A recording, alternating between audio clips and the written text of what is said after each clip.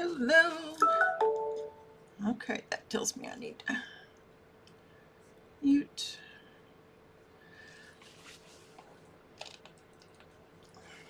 I'm a couple of minutes early. Because I am just making sure everything's working okay.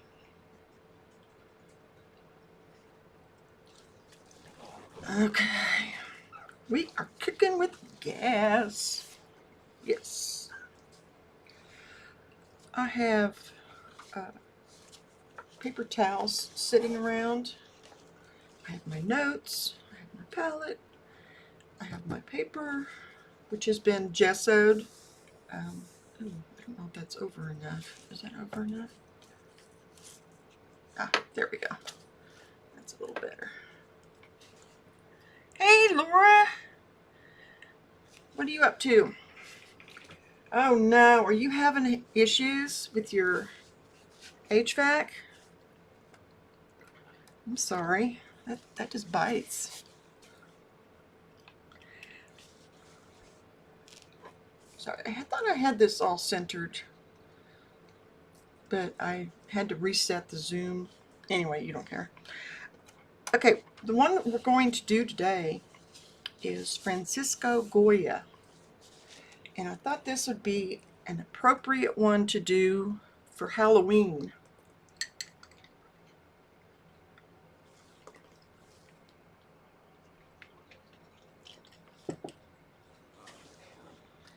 Had to take a little drink there so I don't. Okay. Again, as per usual, because this is a Friday, you might be able to hear a siren in the background. Don't be concerned. It's just our routine check that we do. I'm in a very rural community, and we have a volunteer fire department, and so that's what that is. It's still not. Oh, let's pretend it's okay. It looks okay. Okay, what I wanted to tell you was we're gonna. Sorry, I know the siren's like. No, no. Oh, yeah, I did. I asked if you had problems with your AC. Oh, oh, it's Halloween. Oh. Okay, we're going to do Francisco Goya. First, I'm going to give you a little bit of history.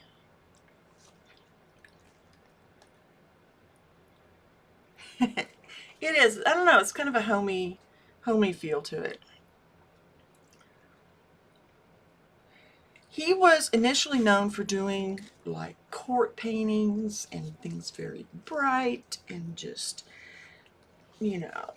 decorative but ambitious. He started out painting cheerful tapestries of cheerful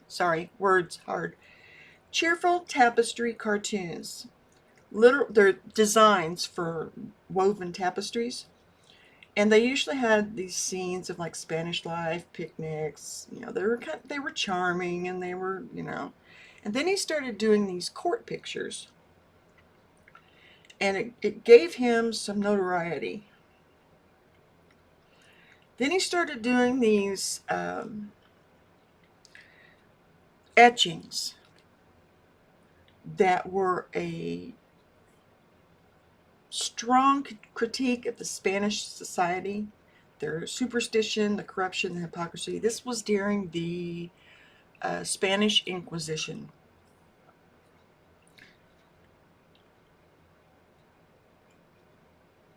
And then, make a long story short, he wound up in exile, or he retreated into isolation. He wasn't really he was self-chosen to be isolated. And he was in this house. He was deaf. He was an older man. And he started painting these paintings on the wall. And they are known as the black paintings. They were not intended to be seen by anyone because, like I said, they were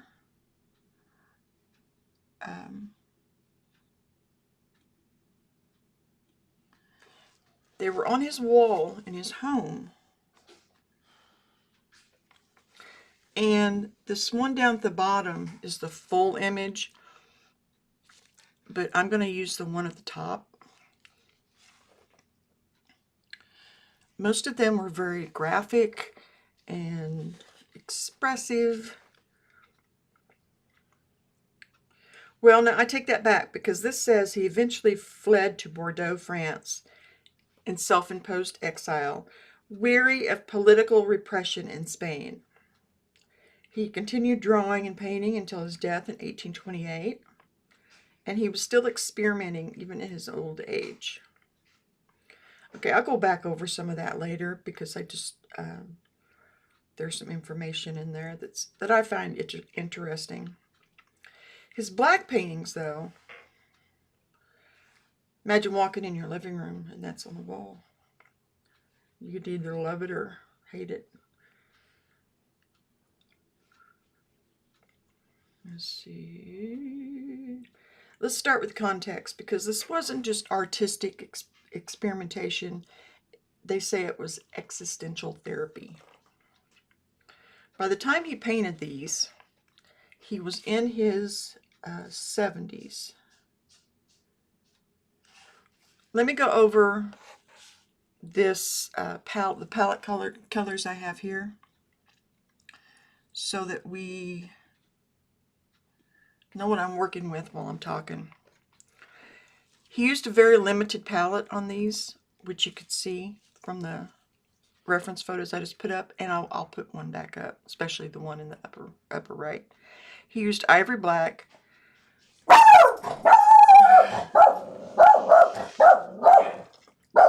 burnt umber, yellow ochre, and he used a Venetian Red. Sorry about Poncho. Are you done? Hey, come here. Come here. You're fine. Okay, let me do that again because that's Ivory Black, burnt umber, yellow ochre, and this is supposed to be Venetian Red. I do not have any, so I put a transparent earth red here, and I did a swatch of them yesterday for a film, for a video. So I think this is pretty close. If not, I have alizarin crimson and cad red up here in the wells at the top that I can use. And then there's some titanium white. I just put that little splotch there so you would see it, but I have a larger pile over there. All of the paint that I'm using today happens to be Gambling. I'm trying to switch over to using just one brand because I have inherited a wide variety of paints and brands and ages. So I'm kind of looking through these for which ones have cadmium in them, you know, and so forth for safety. Anyhow, I'm using Gambling. So what I'm going to do is I'm going to start with this burnt umber, which is just a brown, and I'm adding some mineral spirits to it like I usually do. Now that we know what's over here, let me put that reference image back up. There he is.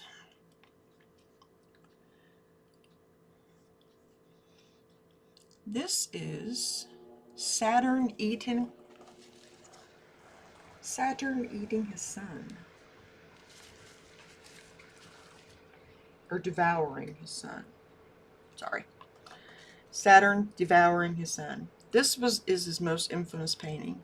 He's got several other ones that are of the black paintings that are worth looking up, but for right now, we're going to worry about this one. I thought this was very appropriate for Halloween.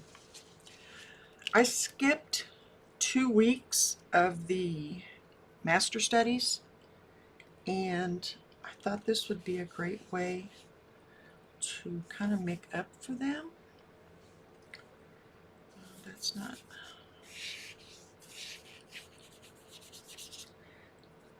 And what I'm going to do is I just do like a quick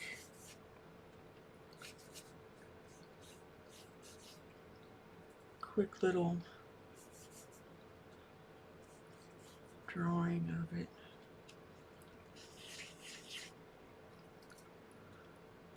This is a study. It's not a copy. They usually wind up pretty close, but the paper that I'm using, the surface area is, oh, it kind of looks like that Flappy Man, you know, that you see at like used car lots. Flapping in the wind. Anyway, I digress. Paper I'm using is 10 by 10. By the time I tape it down, it's 8 by 8. Then I gesso over it with it's just acrylic gesso. Nothing fancy.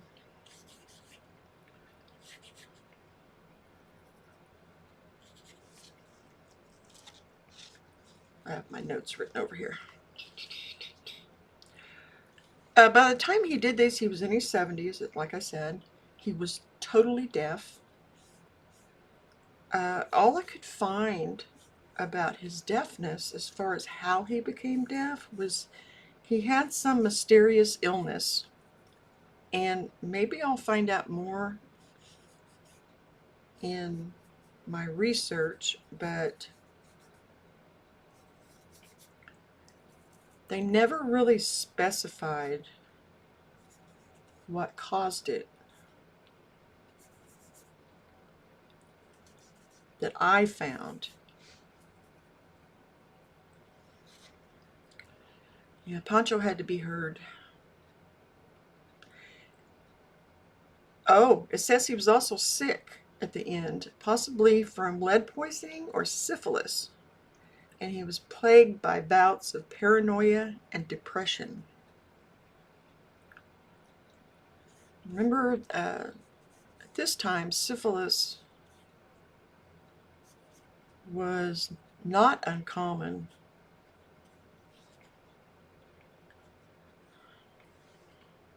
I'm going to have to pull up the... Oh, I've got a couple there I can use on my screen to get this edge, is what I'm thinking. That down there, he's got a round head. This is just very loosely put in here. Go over there. He bought a country house outside of Madrid called the del Sordo, House of the Deaf Man, which was darkly appropriate since both he and his house's previous owner were deaf. That's odd.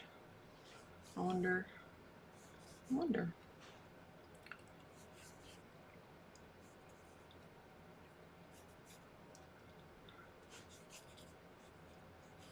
me just paint some of this in here. Once I get some of the history out and the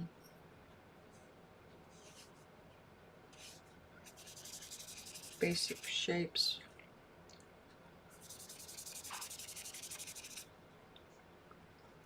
we'll be able to move forward. These paintings were not commissions. They weren't meant for exhibition. They were in a private connection, or these were Goya's private confrontation of madness, death, and human cruelty. He never titled them or described them, and the names that we use now were assigned a long time after he passed away. So,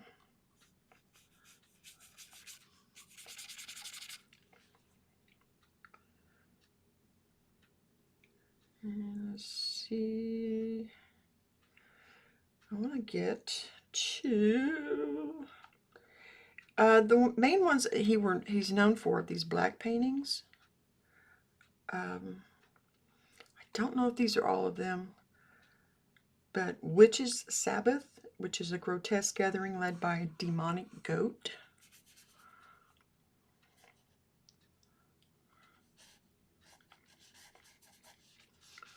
Just making sure I have these proportions close. I don't think I do.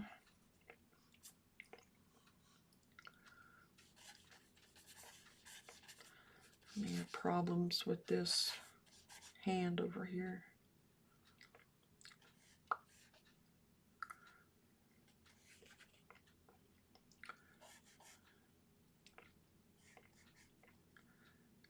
Let me take that up.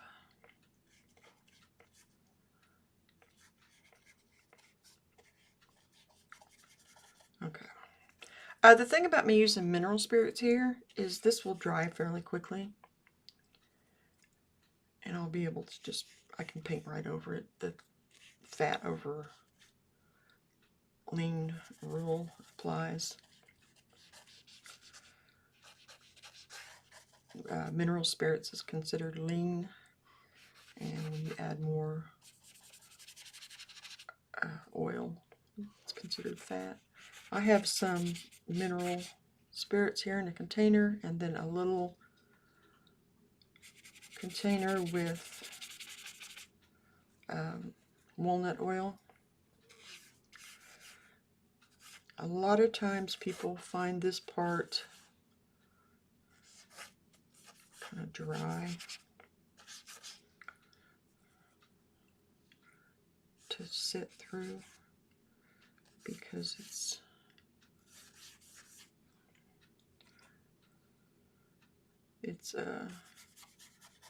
me trying to talk while it's like walking and chewing gum.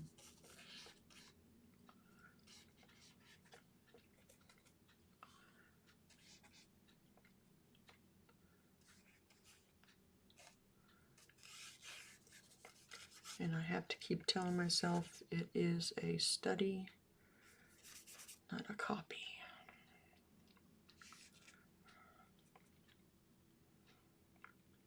Let me just take some time to get this.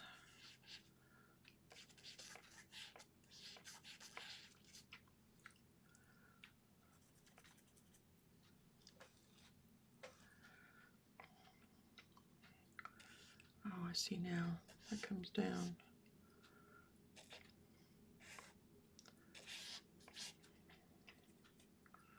Your reference image is showing a little more than what mine is.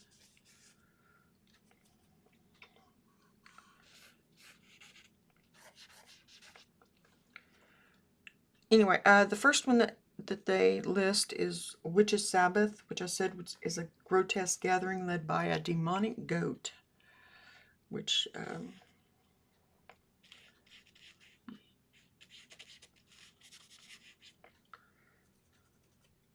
sounds interesting. Two old men eating soup, which is a morbid study of decay.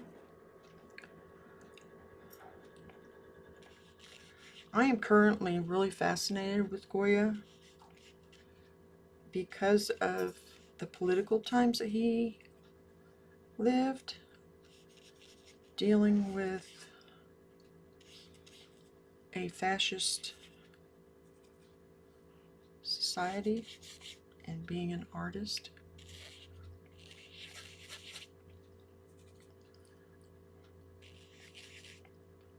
Oops, I might go back a little lower.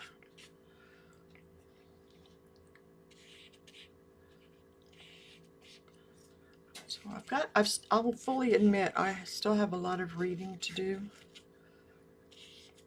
but I thought this was a great time to do a master study.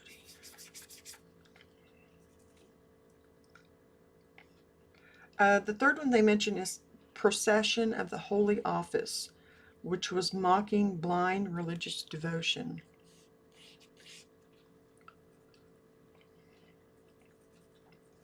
The last one on the list is this one, Saturn Devouring the Sun.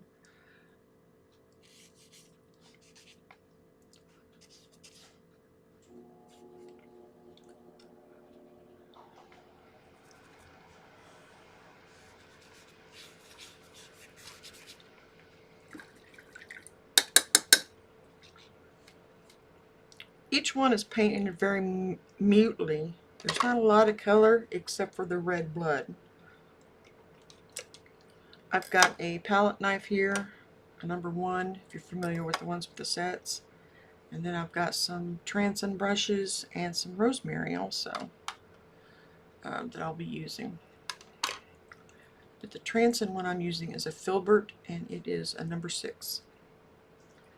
And what I'm going to do is start adding some white to this so I can carve out some of these shapes a little bit better.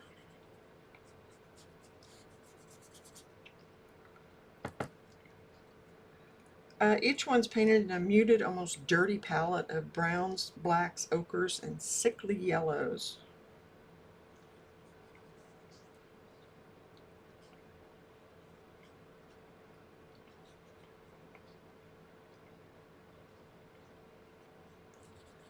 Again, I'm not adding anything to the paint.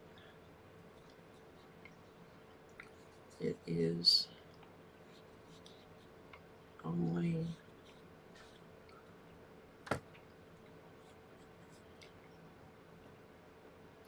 and we have to trust the process here. I know this looks pretty wild.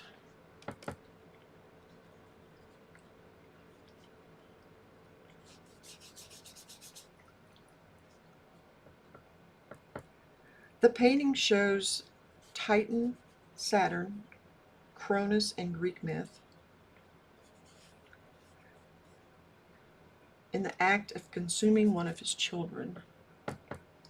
A grotesque scene of cannibalistic terror. According to myth, Saturn devoured each newborn because it was predicted that I had a little mineral spirits in there. To prevent a prophecy that one of them would overthrow him. And actually, Jupiter eventually escaped and fulfilled that prophecy anyway. So much for that.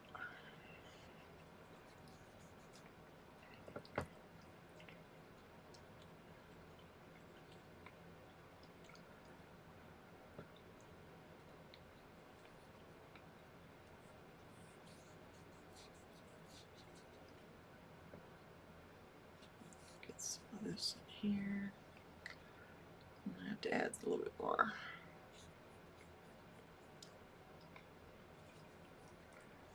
What I'm doing is I'm blocking in the shapes with a little bit of value.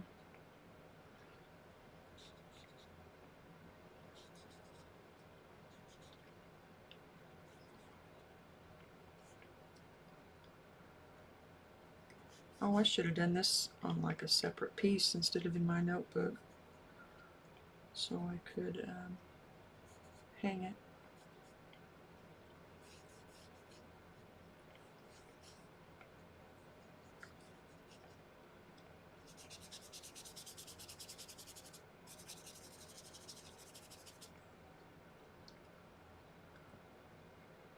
In Goya's version, Saturn is a distinct mythical god. He's a wild, desperate old man, naked in the dark, eyes bulging in terror, his hand clawed at the mangled body that he's devouring. The background is void. No time, no place, nothing. There's nothing going on back there. It's just... Oh, and those of you that have watched me before, I'm using a different white this time. I'm using the Gamblin instead of the Paul Rubens. I'm hoping it will dry a little quicker.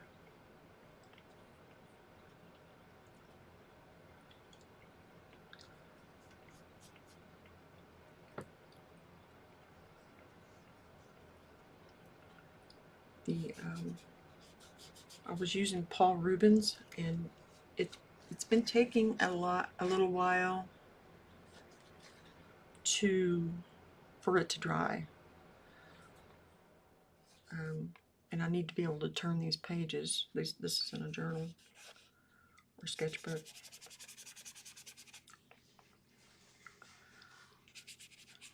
Yeah, you just have to kind of trust the process and that it's going to come together in the end. It may not. No. Things happen. But if you just keep going.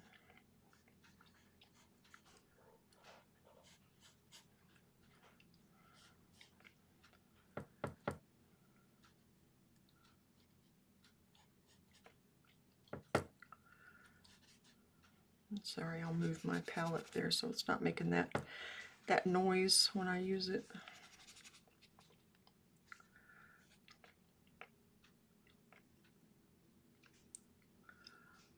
And I'm just putting in a little ochre, dark, yeah, burnt umber. Words. Sorry, like I said, it's difficult sometimes to paint and talk at the same time. I'm going to paint this dark area in on the background in with the burnt umber just because to block it in. And then I'll go over it with the black.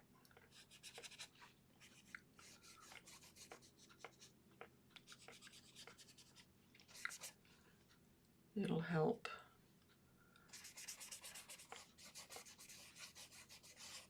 Visual note taking.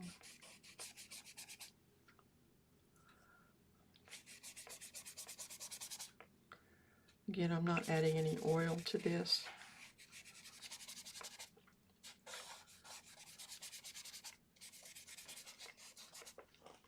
Yet.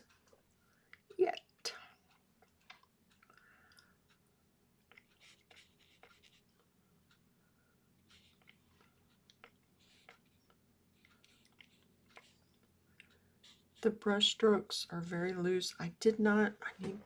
I'm sorry I don't have the size on this, but think of it on a wall, so it's going to be fairly large. What makes this so disturbing isn't just the subject, it's the way he painted it. There's no clear composition, no classical proportions. The figure is swallowed by darkness.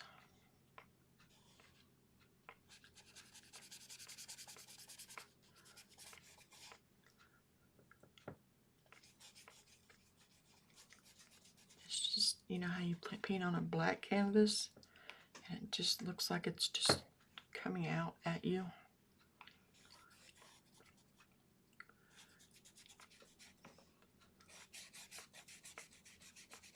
Once I have this blocked in fairly well, I'll go back and start adding the other colors. Oh, I was going to move that.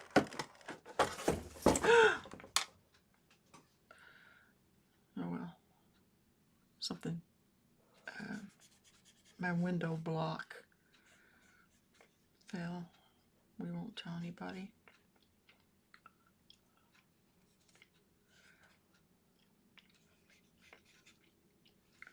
Okay, you can kind of tell where we're getting at. Magic. Jazz hands.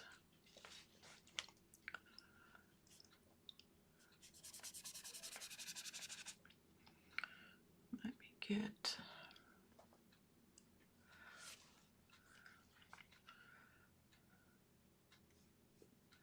Let me get that figure in there a little better.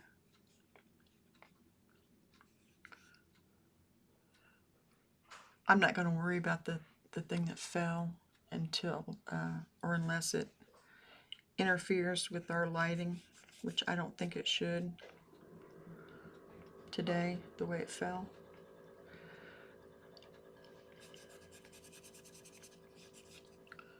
I love doing loose stuff like this.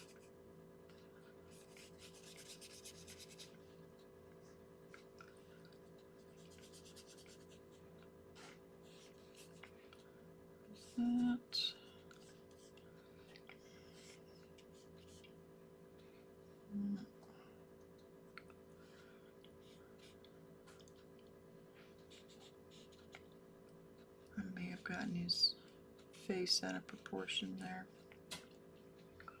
Gotten it a little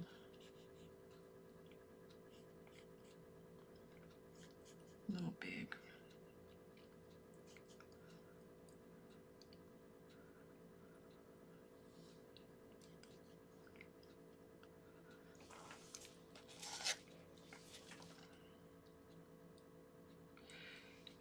Let's see here.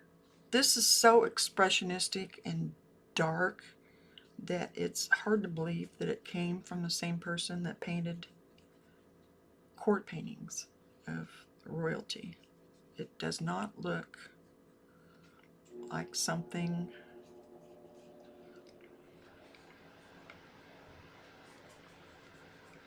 that would be, you know, a traditional painter.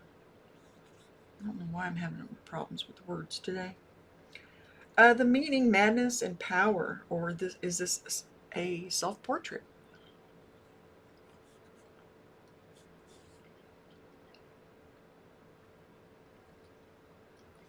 There are a ton of interpretations of this around.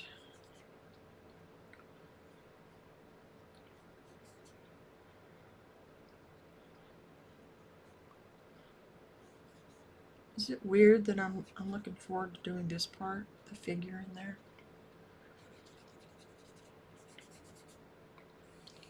Maybe I could be analyzed by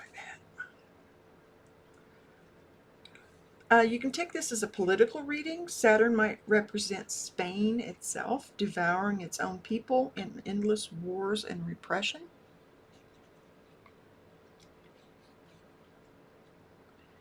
It could also be a psychological reading.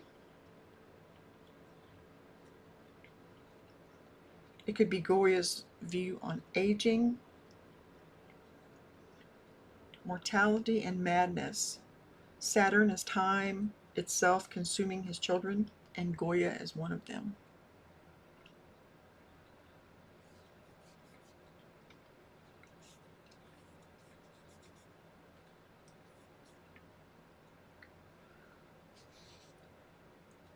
It could also be a personal reading. Perhaps it's simply an expression of his own fears and rage. Not symbolic at all. It's just, this is what it is.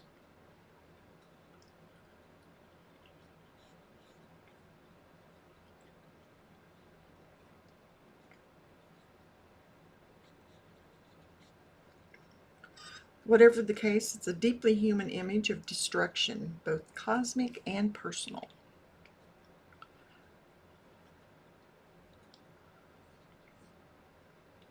Let's see. That goes down there.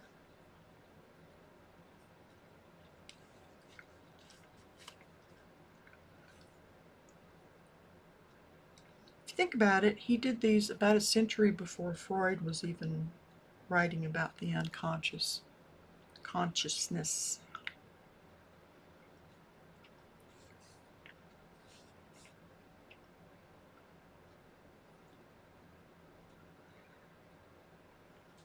The black paintings are made almost entirely up of earth colors,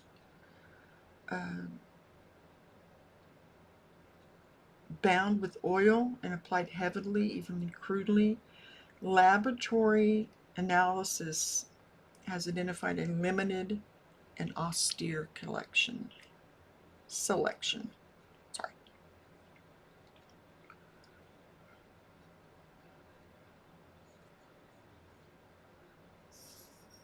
The black pigments are black bone or lamp black, which, if you are not familiar with how paints are made, is actually made by bones charred.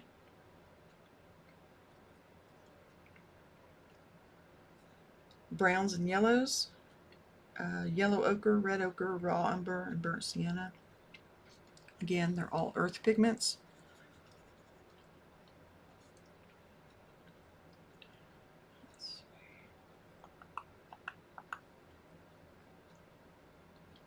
trying to get these fingers in here so they are placed correctly.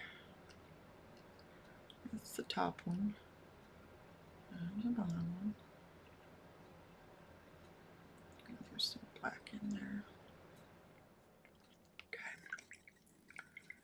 Whites he used a lead white for an occasional highlight, or gave kind of a ghastly skin tone.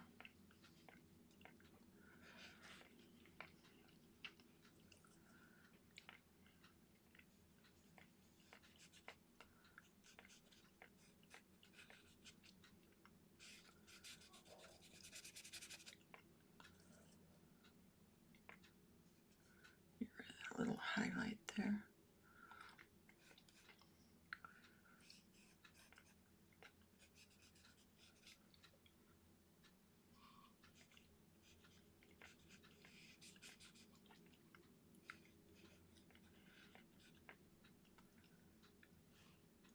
He used occasional red accents, which we see in the blood area,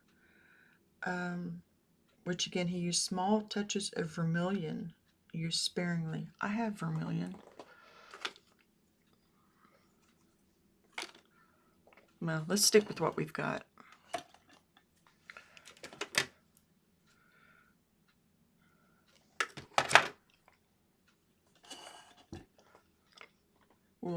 We'll do her.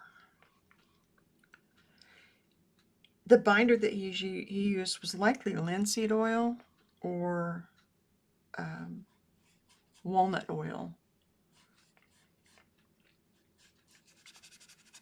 And I've got walnut oil over here. It was kind of typical to be used. The palette's a minimalism amplifies its emotional impact. Your eye isn't sorting out all these colors and values. It's just the emotion is what matters.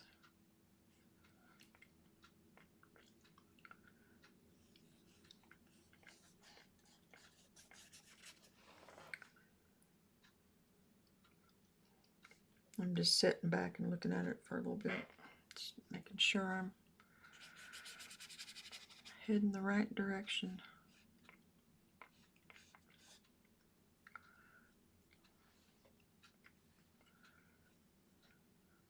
This hand is lost. Let's help define it a little bit.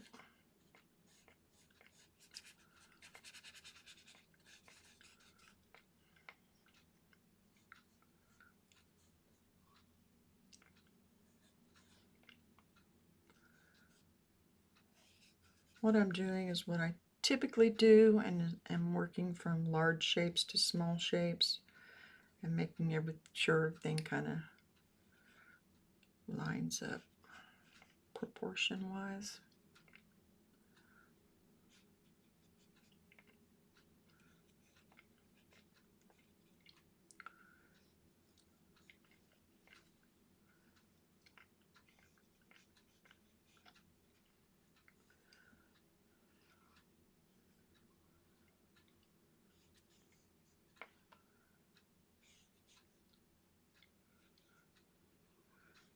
See these grimy skin tones in there.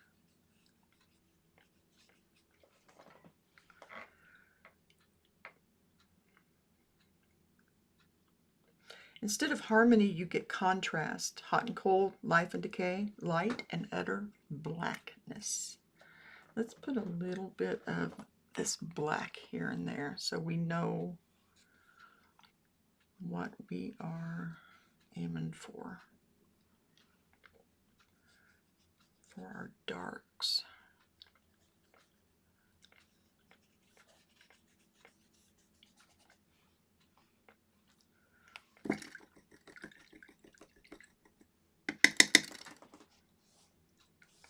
If you were here Monday, I did a sergeant, and it's on this page right here, and it's still very wet.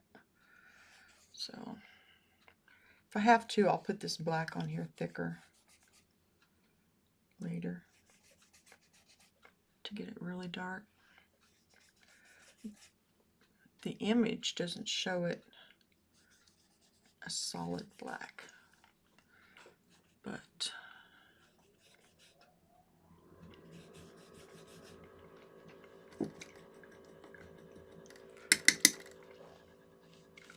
that could be some of the light reflecting off of it too. Your image on here does. This one up here. The black is black.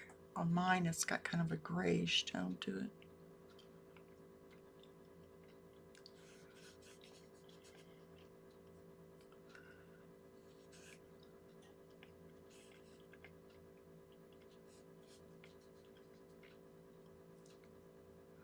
His brushwork in these paintings is wild, nearly expressionistic. And that's what I would say. I would say they're very expressionistic.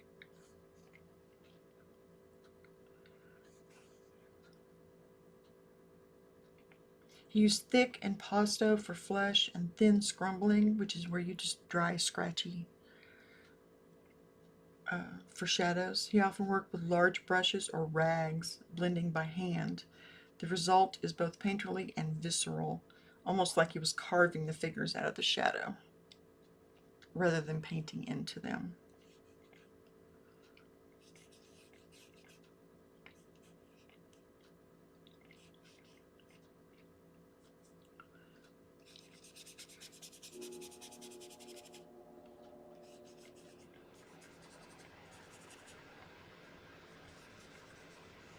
Just kind of softening that edge, and then I'll go back in there with some white and make that grayer. He's also got some, looks like yellow ochre in there.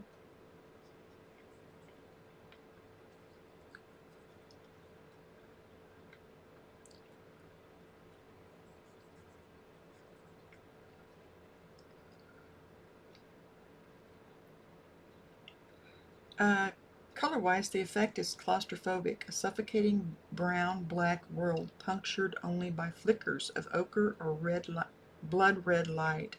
Imagine candlelight barely catching on a night mirror. From my understanding, when he painted at night, he would paint with a hat on that had candles all the way around the brim, on the top side, and it would help illuminate what he was working on. It gave him more working hours. But I can definitely see that.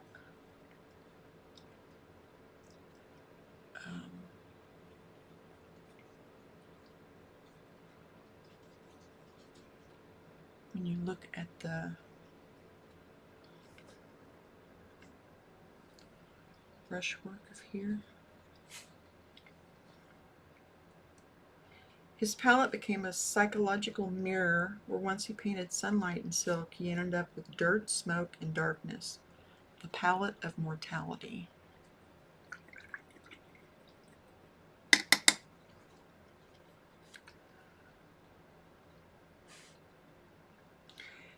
And it seems like a lot of people join these lives once they're scrolling by and they can recognize what this is. When it's still kind of blobby like this, a lot of people will scroll on by, is my experience. So, and there will be a time lapse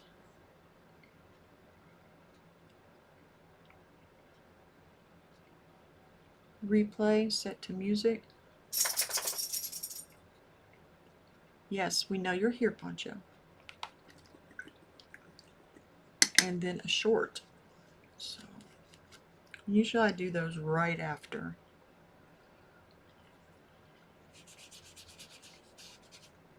I'll edit them right after, that is.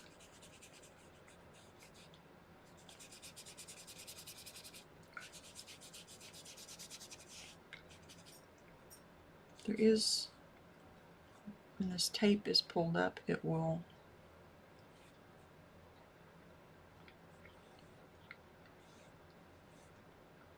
Give this a nice clean edge.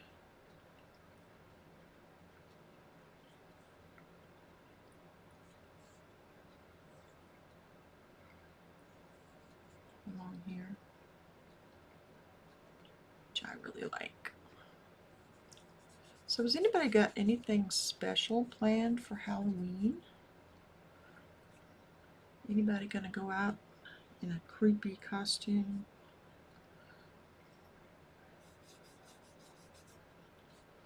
We don't get trick-or-treaters here at our house.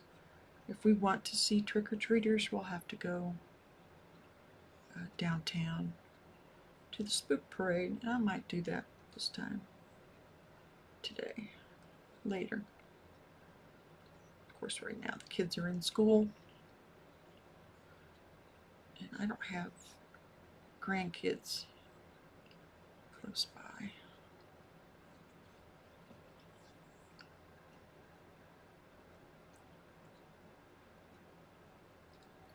I can see it coming out of there.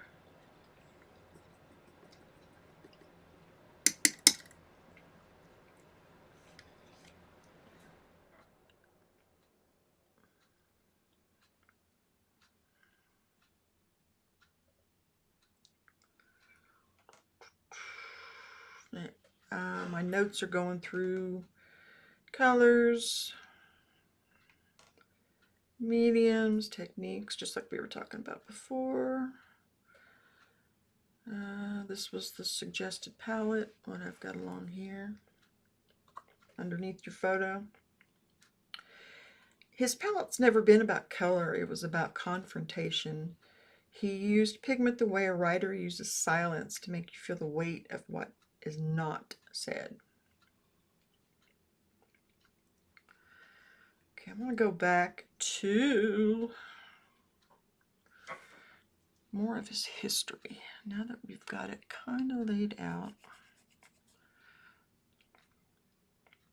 I feel like.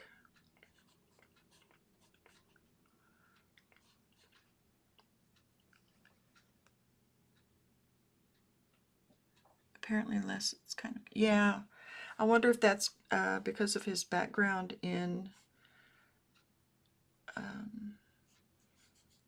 doing actual, well, not those type cartoons, but cartoons for tapestry. You know, the simplified shapes.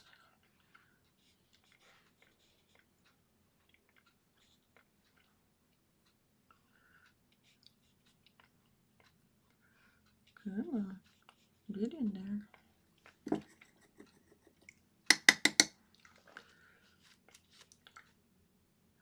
Francisco Jose de Goya a Lucentis, the original art world rebel before it was cool. He was born in 1746.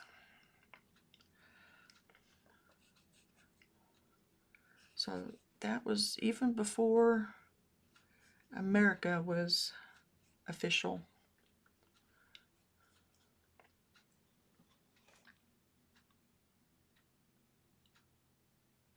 Oh, okay.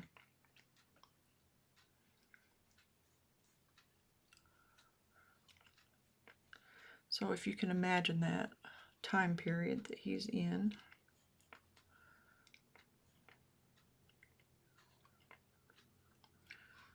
Again, I'm going to add the yellow tone to that after I make sure I have them all in the right spot.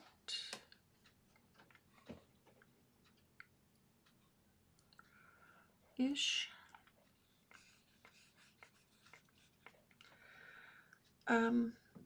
He was a Spanish painter and printmaker whose career spanned from the glittering Rococo courts of Spain to the dark shadows of his own delusionment with humanity. I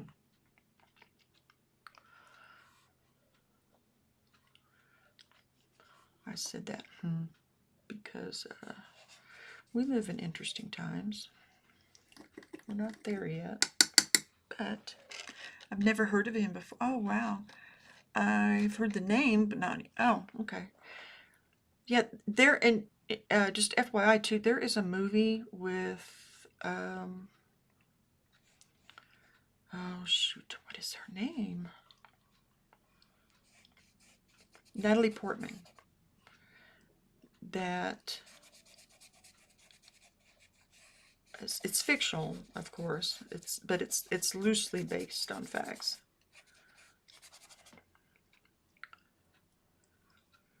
That I really like. I really like the movie. And there's scenes where he is wearing a hat with the candles on it, and he is working on paintings of for the people in the court of royalty.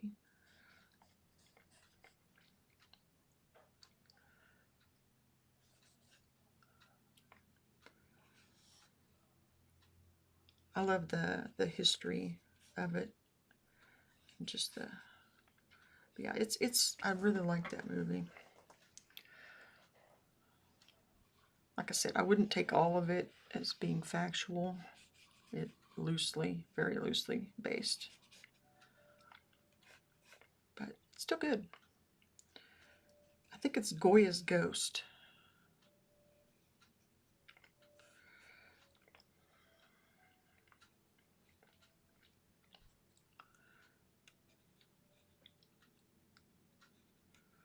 In fact, I'm 99% sure it is.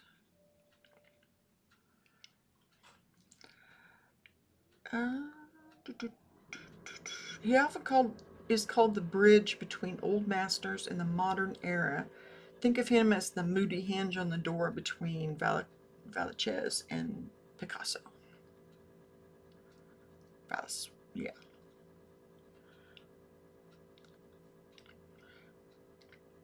I don't see him that way. I see him because I think there are others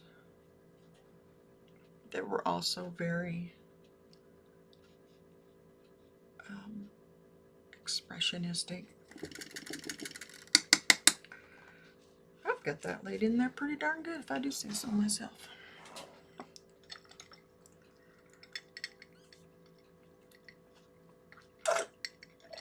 Sorry about that. He painted directly on plaster walls, and then these were later transferred to canvas. Because, like I said, they were in his home. They were in his...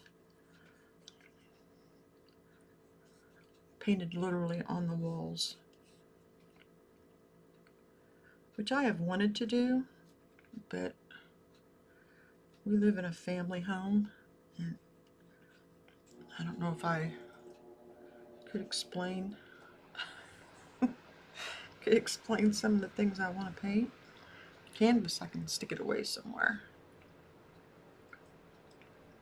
I'm adding just a little yellow just to give it a little more.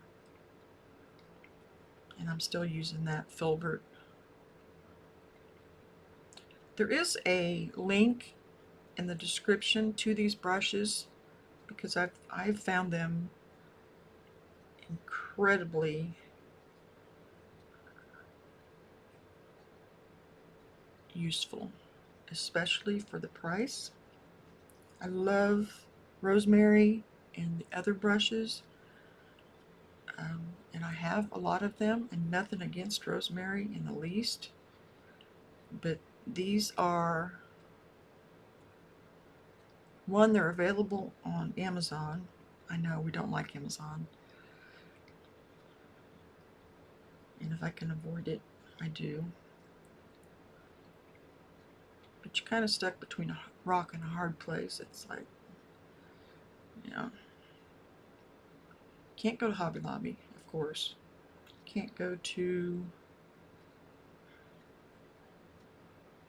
if you can't go to Amazon and you're in a rural area, you're a little out of luck on art supplies. So you just have to choose your lesser of two evils, I guess.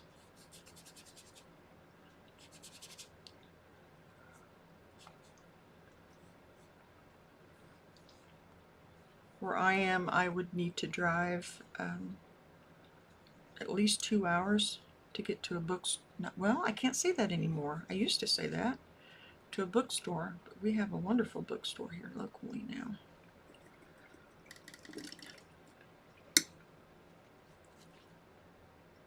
I mean, a seriously wonderful one. I should go there, especially if I go to the spook parade.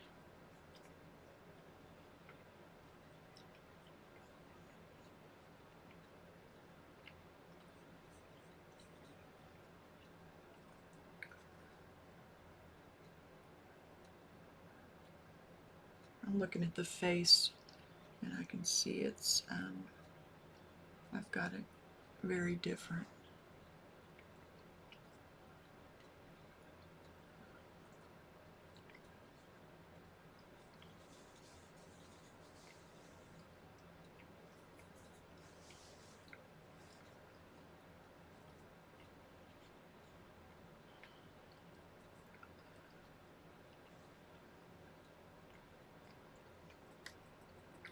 Let's try and get his face in there a little bit.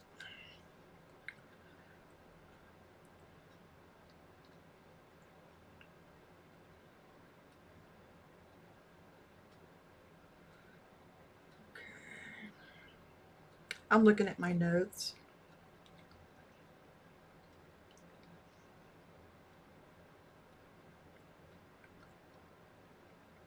He had a strange growth or arc of his creativity, of his painting.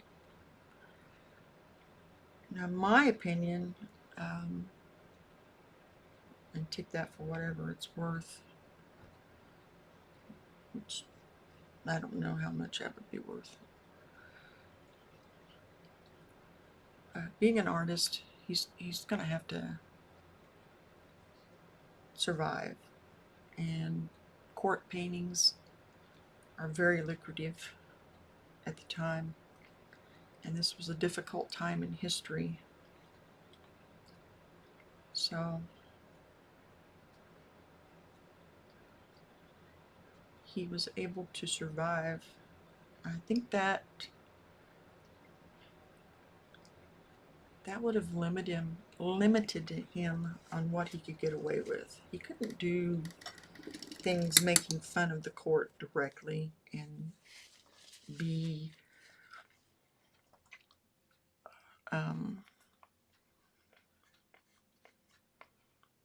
be alive, essentially. He did do these political lithographs that were very anti-establishment.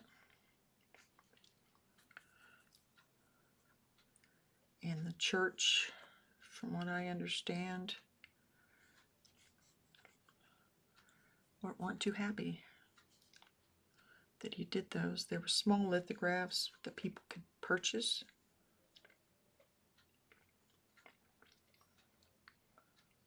So it kind of made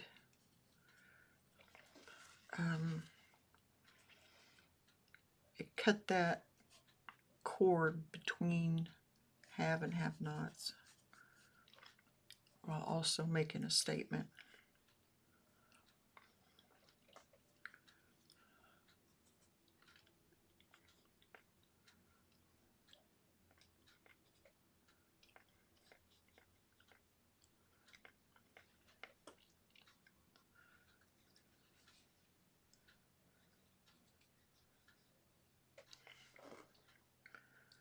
In his early years, he was bright, decorative, and ambitious. He started painting tapestries, cartoons, literally designs for woven tapestries, full of lively scenes. That was where he started at. And they were charming, but you could see the sense of interest in real people rather than this mythical, superhuman court. You know, he didn't want to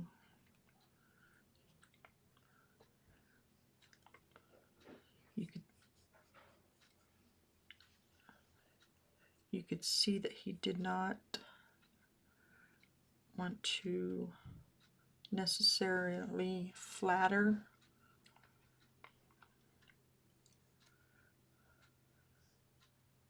things. He wanted them as they were.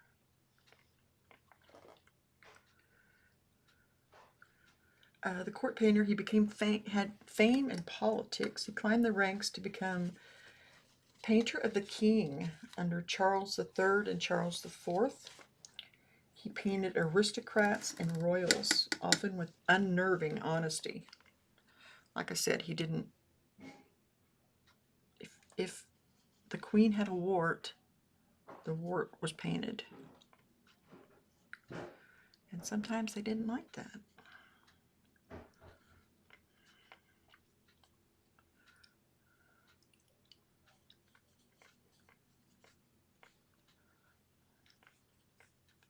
You know, since this is a study and his brushwork was so loose, I don't know for sure how long this is going to take me to paint.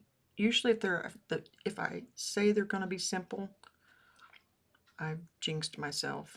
And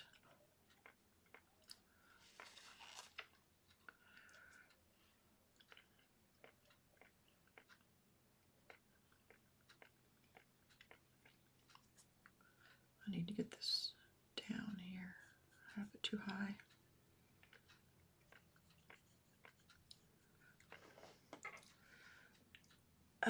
Let's see. His portrait of the family of Charles IV looks like a royal group photo where everybody's a bit too human. Awkward expressions, sagging flesh, a kind of psychological truth that court painters were not supposed to show. You were supposed to make them look beautiful because they were better than everybody else. They were not human. And I think this Earth Red is going to work that I pulled out instead of the Venetian Red. In 1793, let's see, he was born in 1746, so he was, 1746, 17, so math, almost 50. He suffered a mysterious illness that left him completely deaf. That changed everything. He was cut off from sound. His art became darker and far more introspective. And he started creating private works full of satire, fear, and grotesque imaginations. Oh, I just cleaned my brush to get that red off there.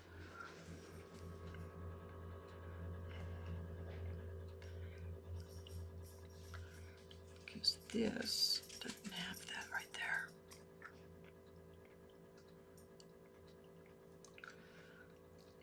The caprichos, caprichos,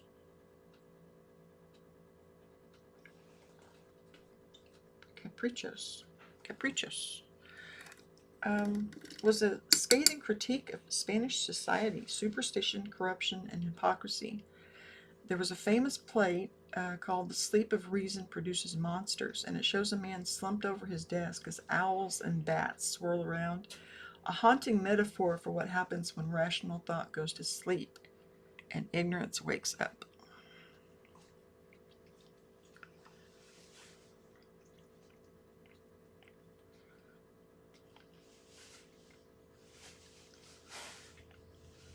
If you hear anything in the background, it's my husband cleaning.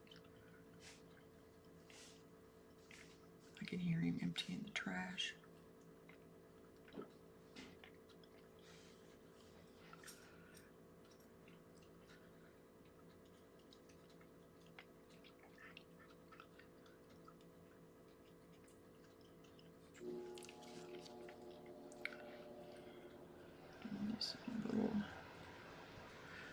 This turquoise is a little browner down there.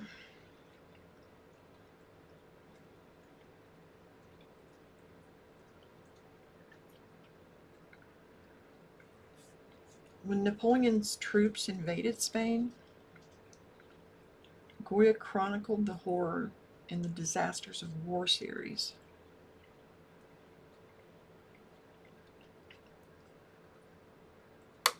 They were unflinching etchings showing executions, starvation, and human cruelty stripped of any glory. They did not make the powers that be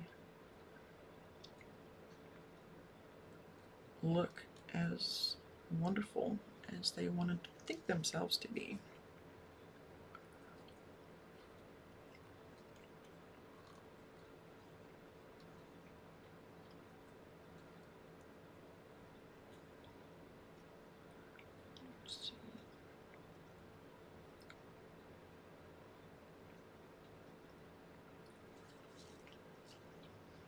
Well, you can't, in the one I've got up for you, you can't see his tuchus on the reference photo. He's got a tuchus down here.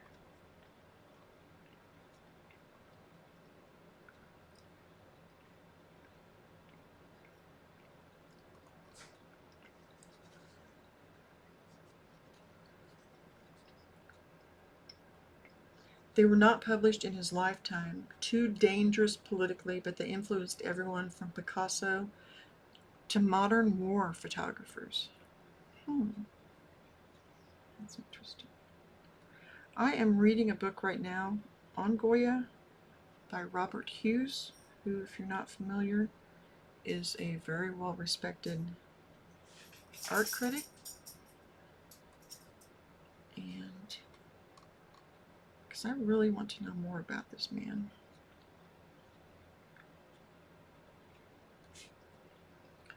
I think a lot of it is because the times we live in.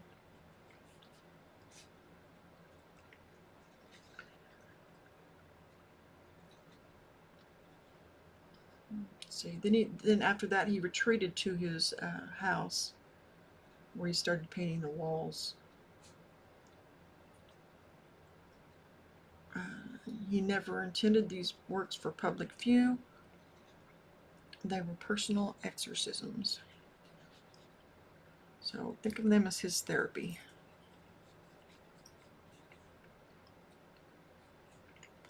In dealing with what was going on around him.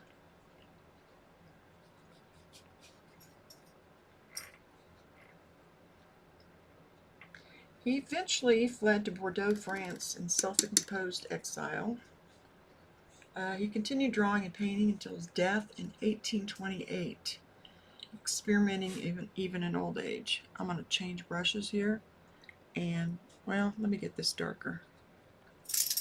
I'm going to change to a round so I can start getting some of these details in here where they need to be. But this right here needs to be darker.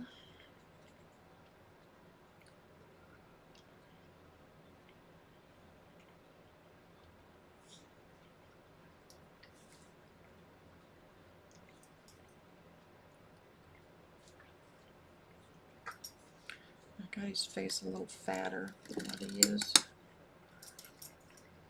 Go ahead and switch.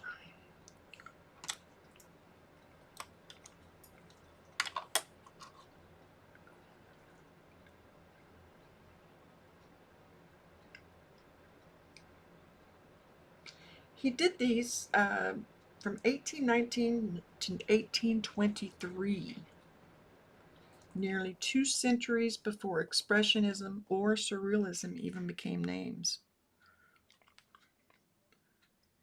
I started to dip my brush in walnut oil, but I'm not there yet.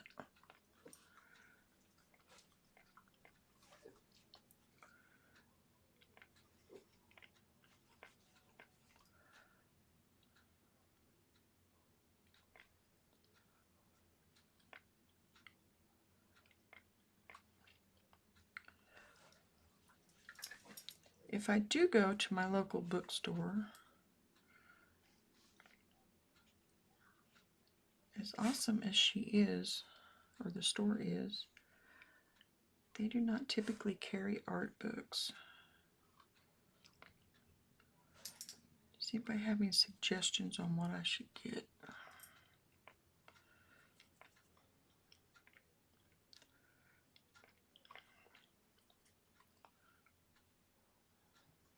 Like I need more books to read,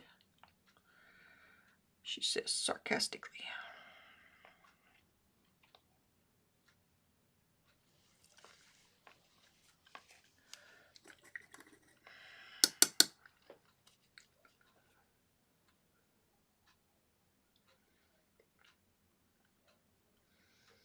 Okay, I think that's all I have on him.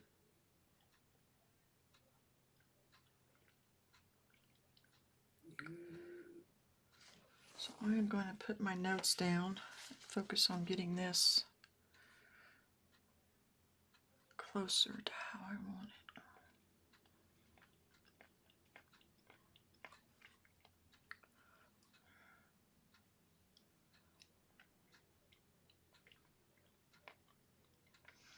I like this brush, it just works really well.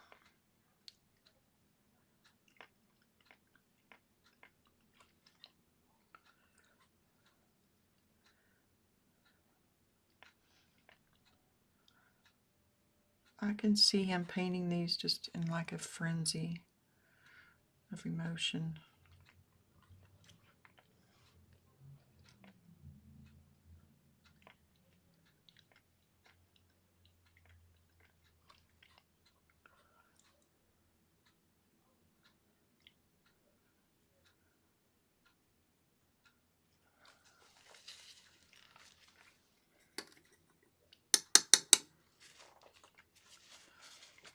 I don't think I have. No, that's the way it is. I started to say I don't have his bottom half in proportion, but that's how it is on the.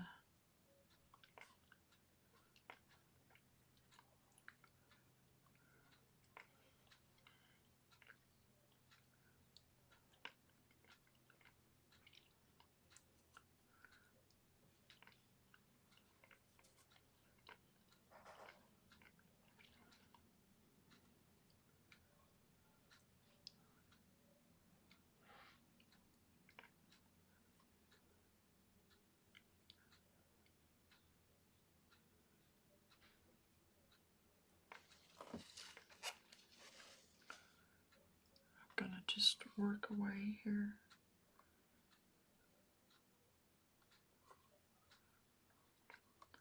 There is a link in the description for more information on him, if you would like any.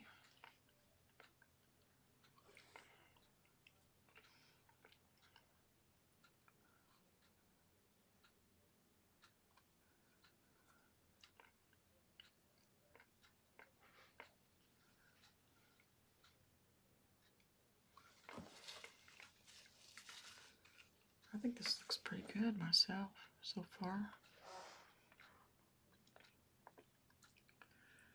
Except for the face, his face, I've got it a little too wide.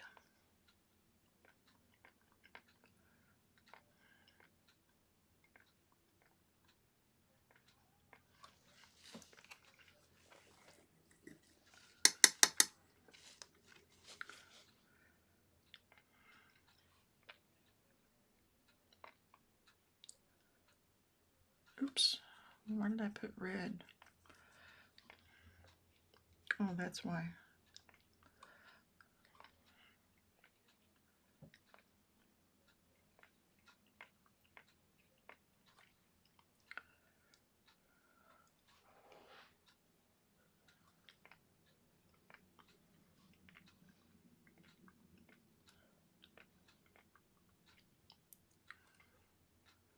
Try and get this line in here.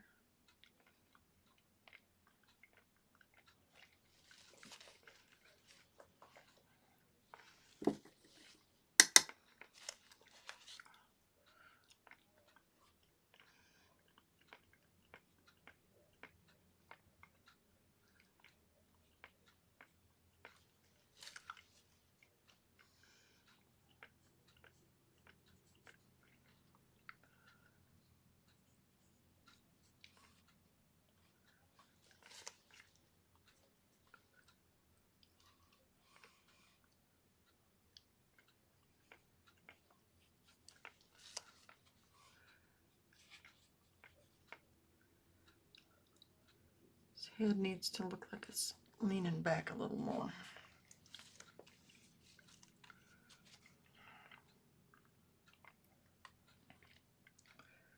I think if I get these in there.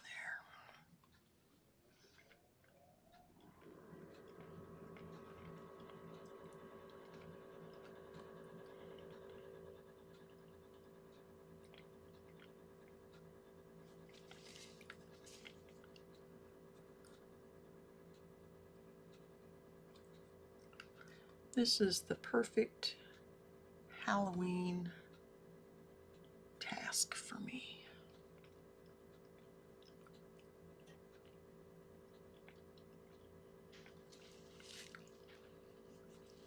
Looks a little bit more like Einstein there than he does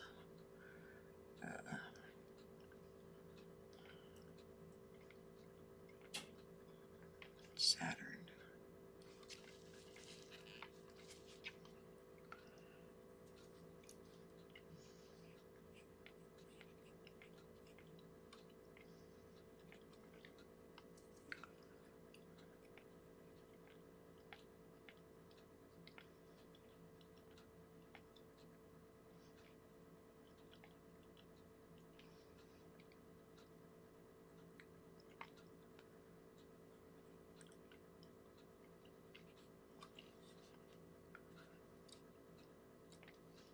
I love using this limited palette.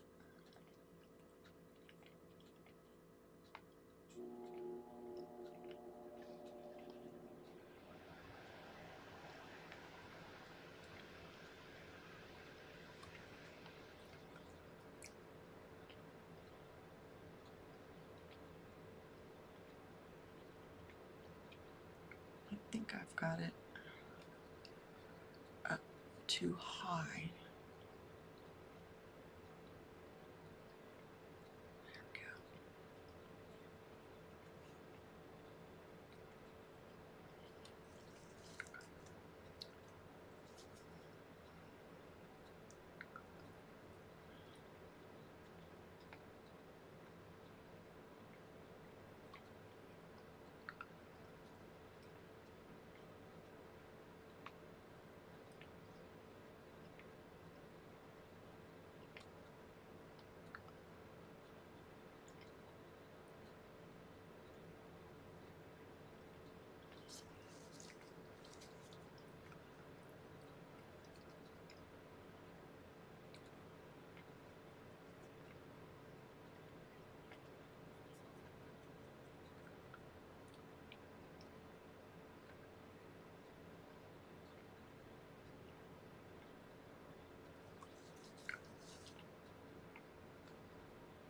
Some of this in there.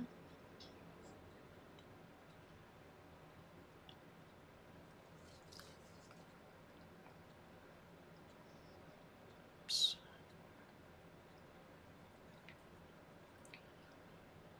We're getting there.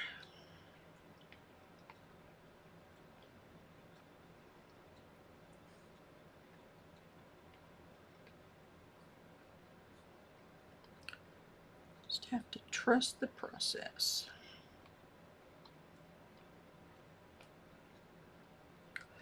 Okay, I'm going to start using a little bit of walnut oil just to help me get some of these.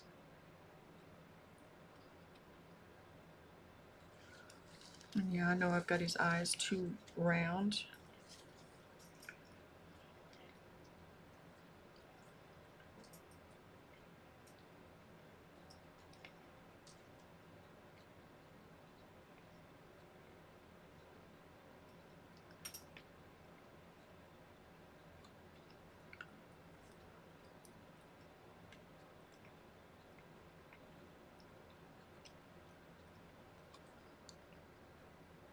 That area definitely needs to come in.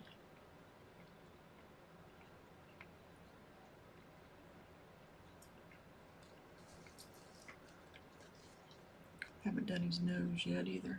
Yeah, I think it's like sticking out like a sore thumb.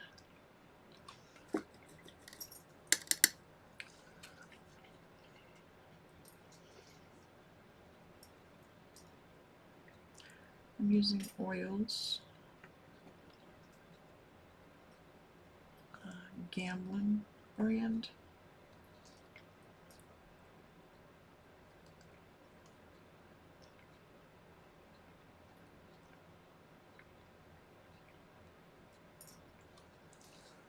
Over the years, I've collected a number of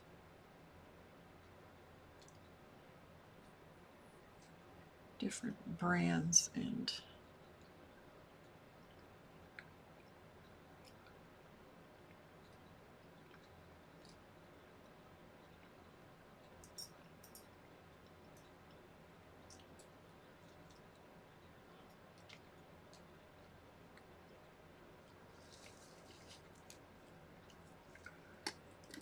okay, I feel like I'm getting closer now.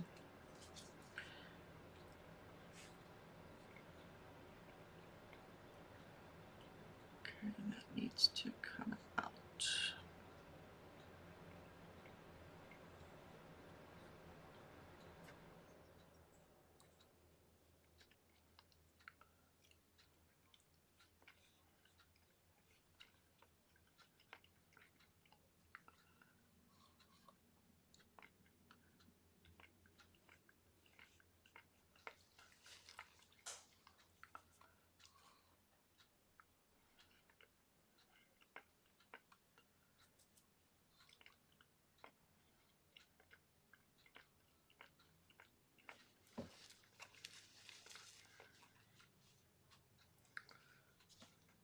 I'm just pausing to look at it.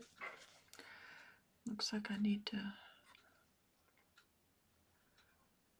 darken this up here more, gray it down.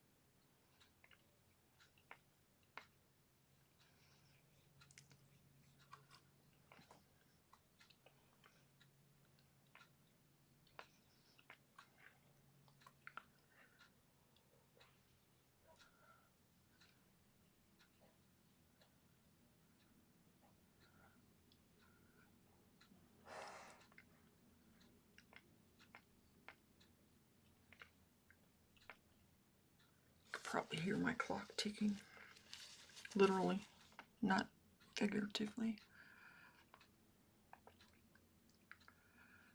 We have been at it for just over an hour, so I think we're doing okay.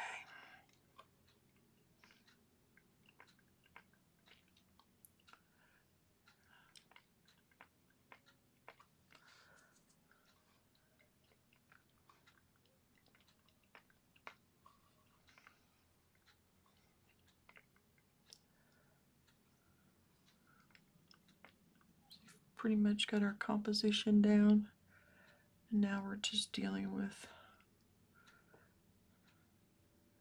going in and breaking up the space with a little more detail.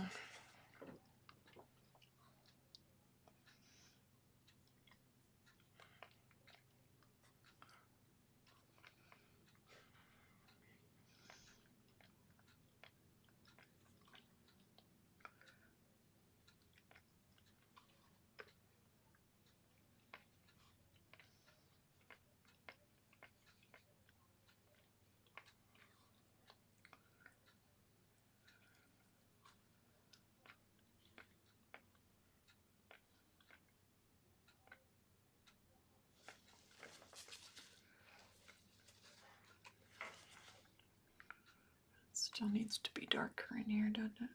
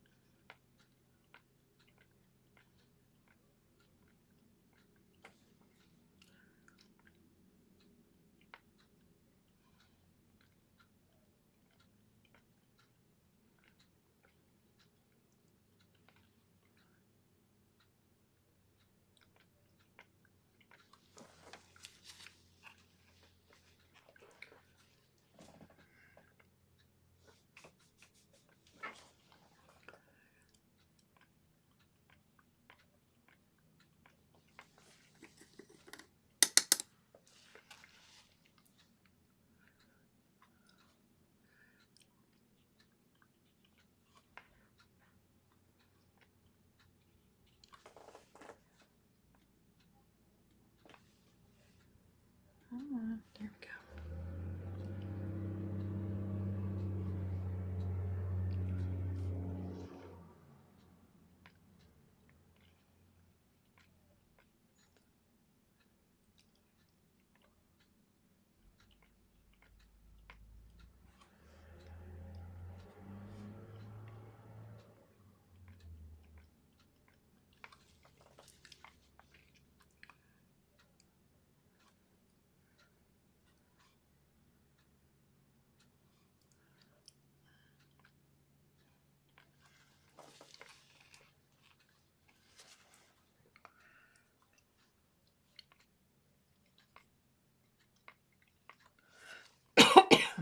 Excuse me.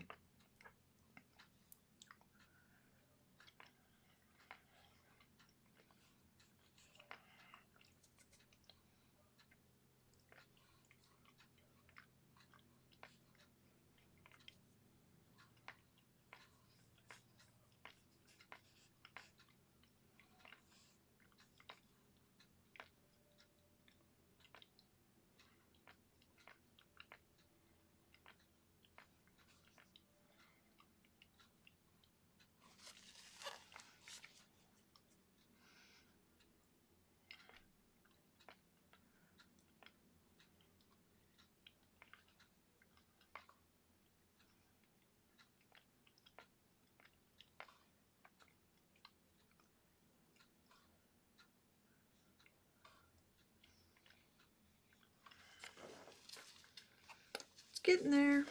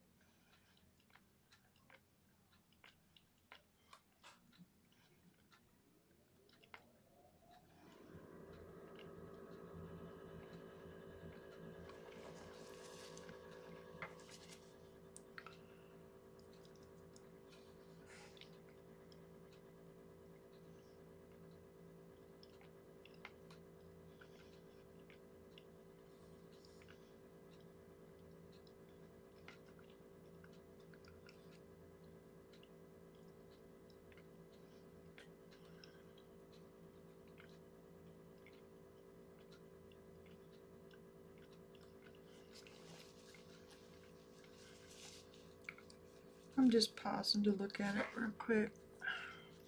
It needs to be darker in here.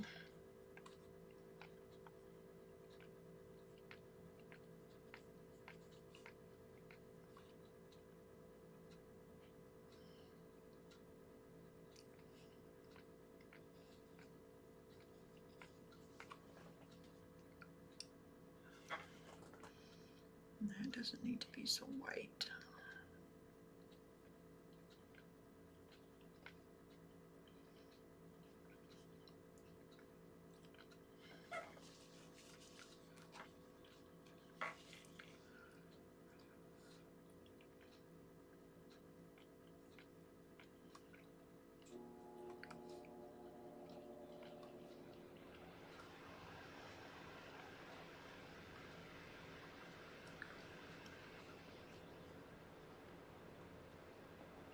A little mint or walnut oil.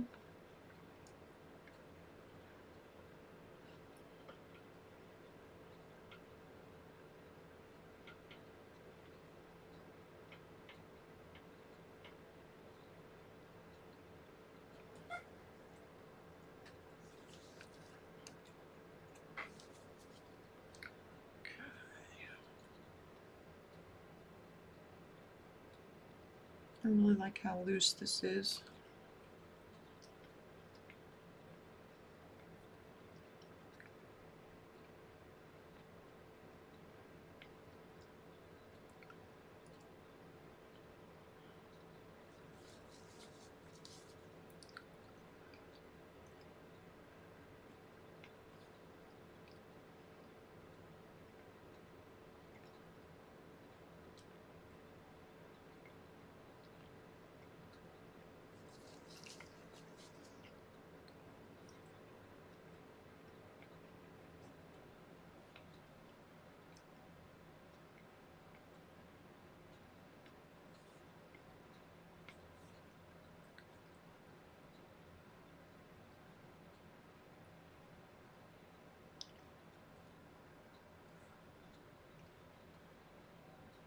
I think I'm losing the Einstein look, which is good.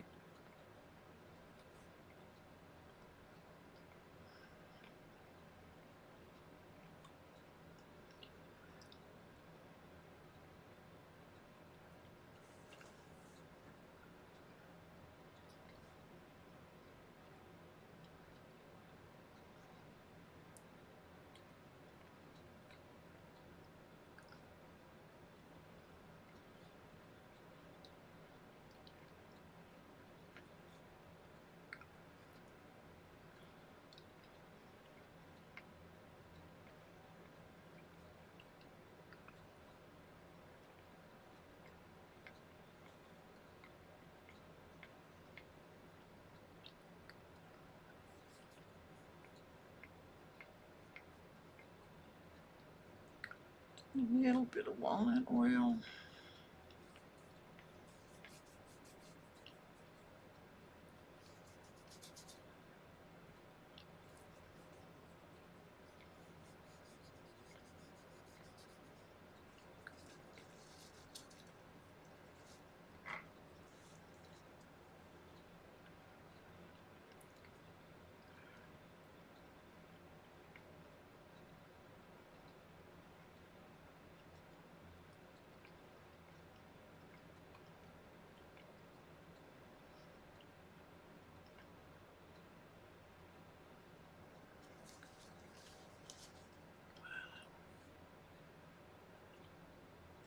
I really like how this is going.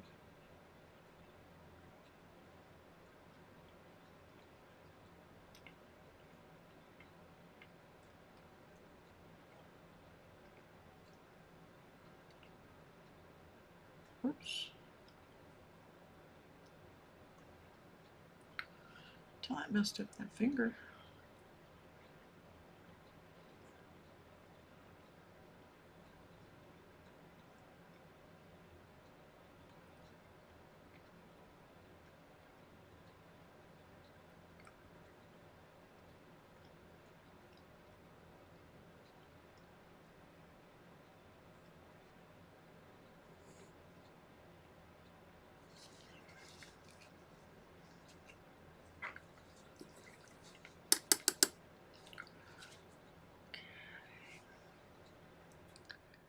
I am just going to keep working till I can get this sucker.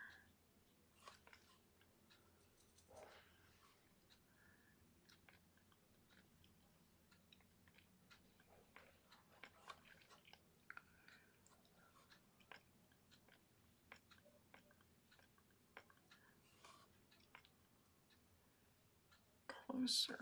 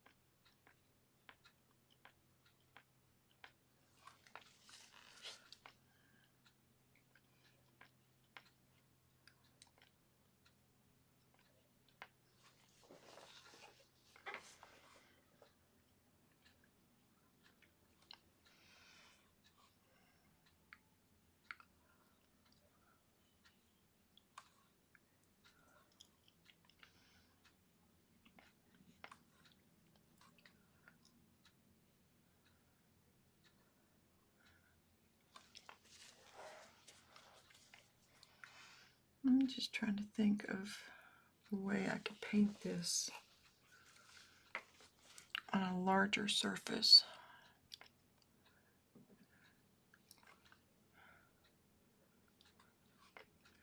And translate it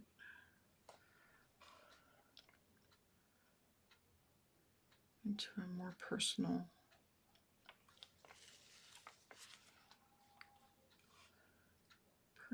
viewpoint.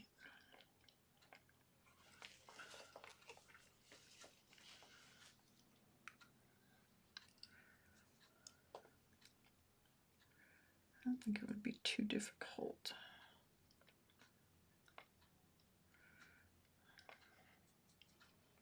I mean, even if I just made him look more feminine.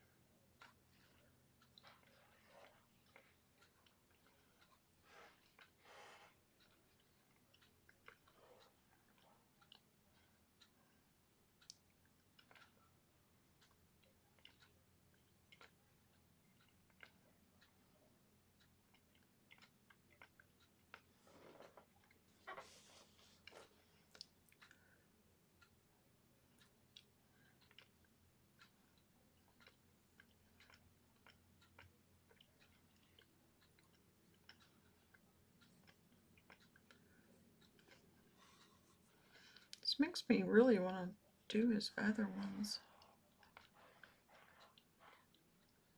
The black paintings.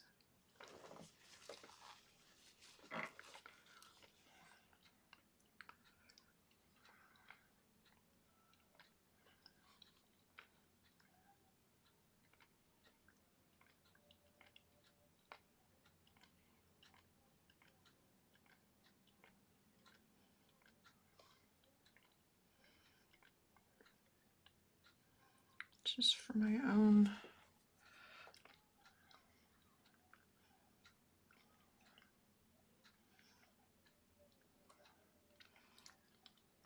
So don't be surprised if you see a couple more in the future that are similar. Not exactly. I'll have to look up exactly what they were.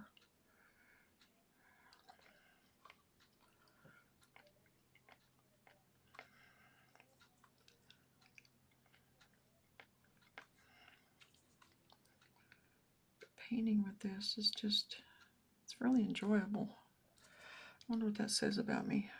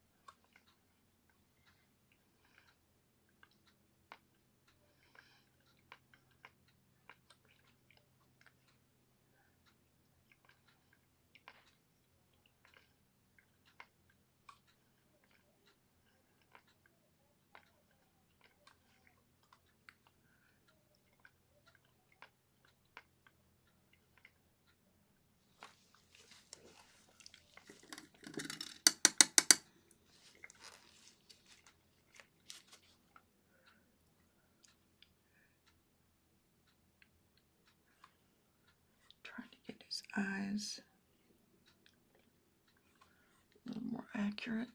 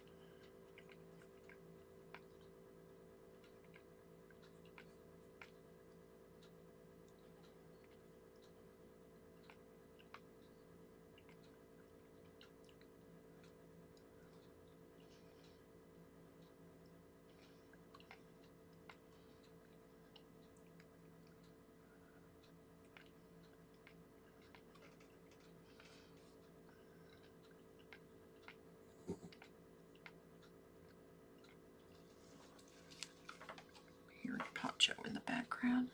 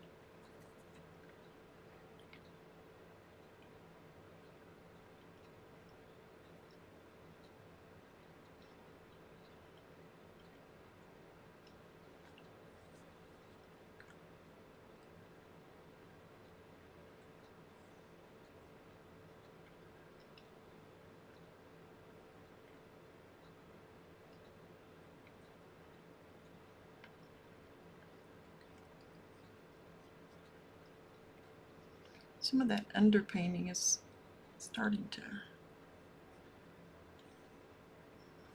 soak up or dry.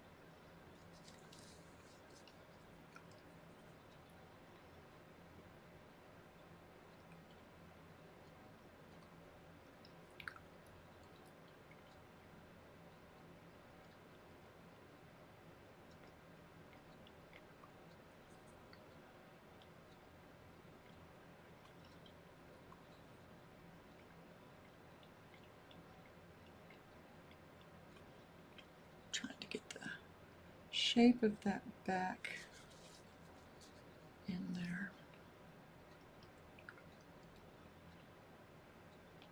with just some ivory black is my blue.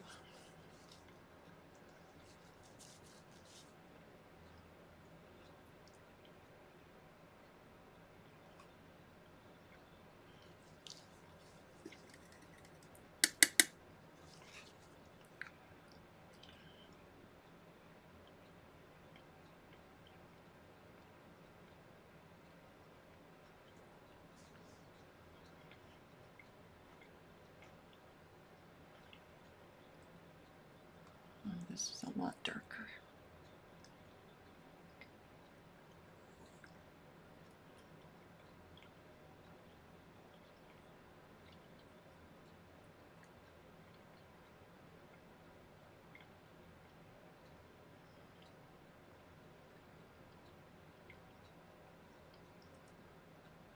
I totally missed that.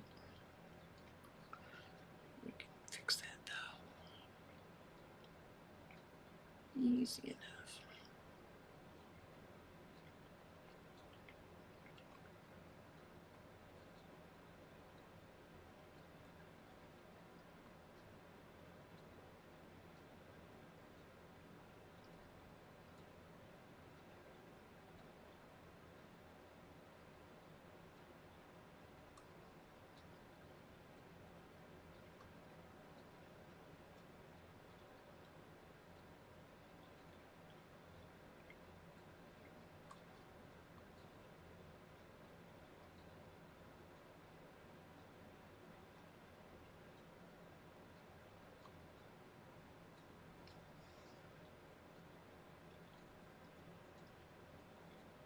This gray in here.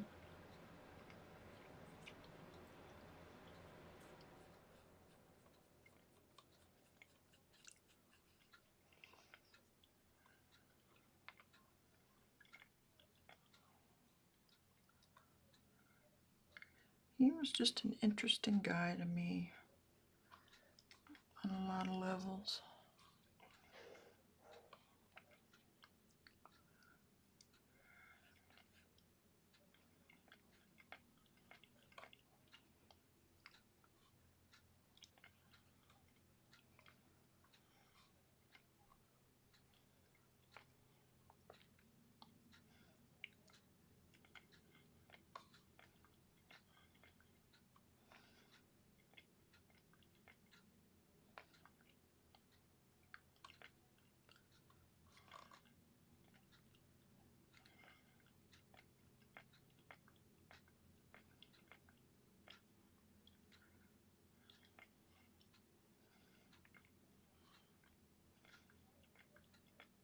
Looks like I need to make some highlights in there.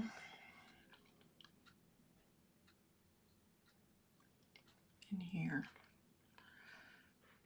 Hold off as long as I can.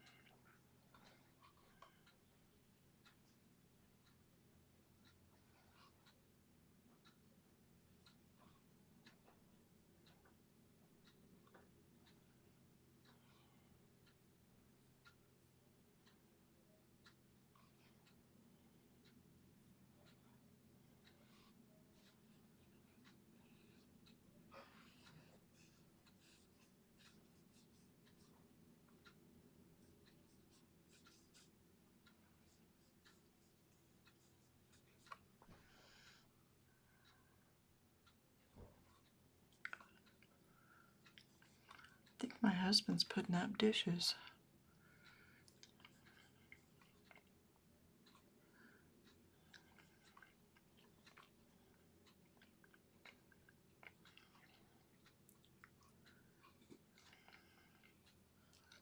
Which isn't unusual, but just wasn't expecting him to today.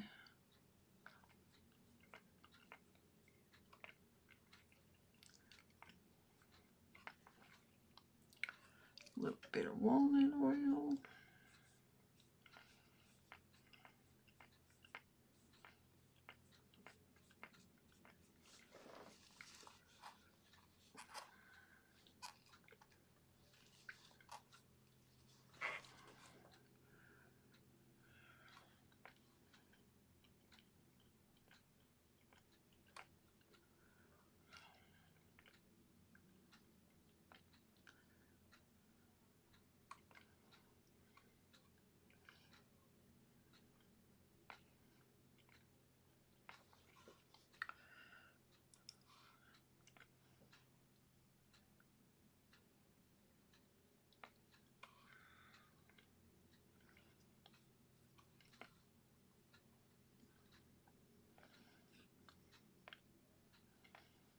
I'm starting to get the hand in there.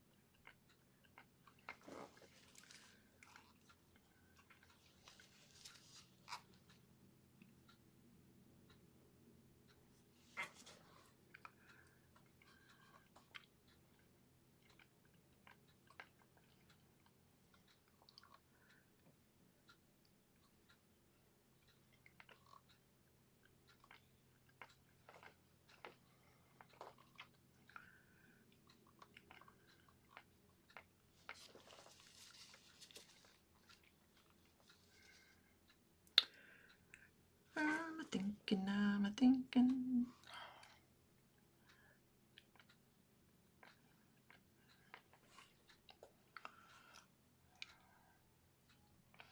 That's too dark or too bright. There. Come on.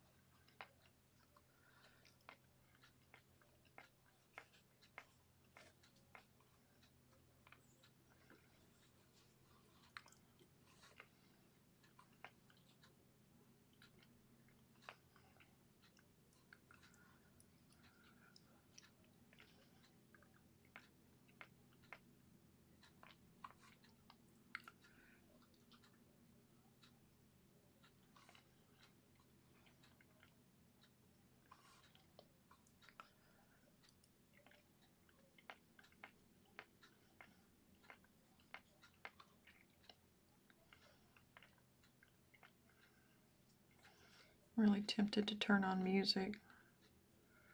What time is it?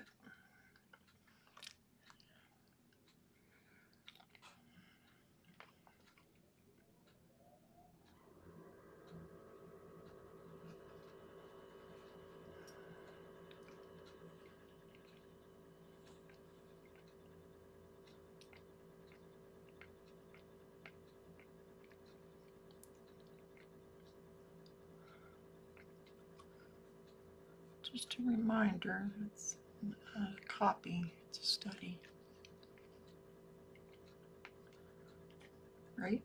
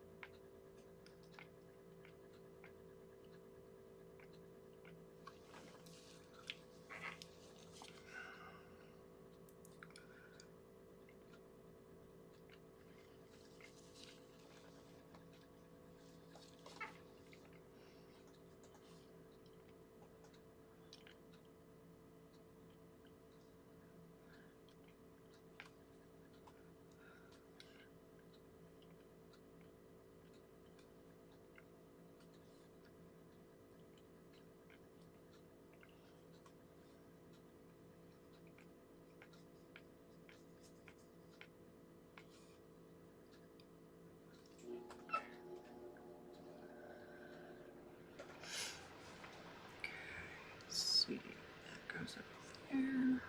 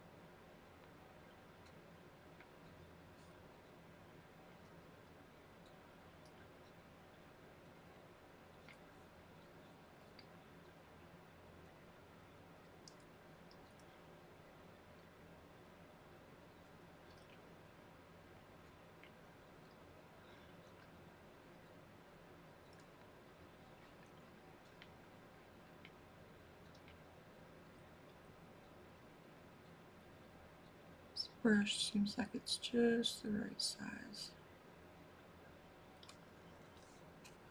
If anybody has any questions or anything, feel free to ask or comment or whatever you'd like to do.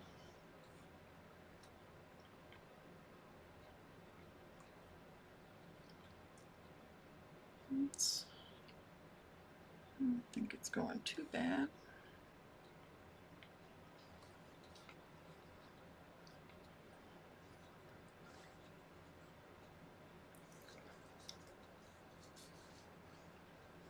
The reference photo that I'm showing you doesn't have quite the same information.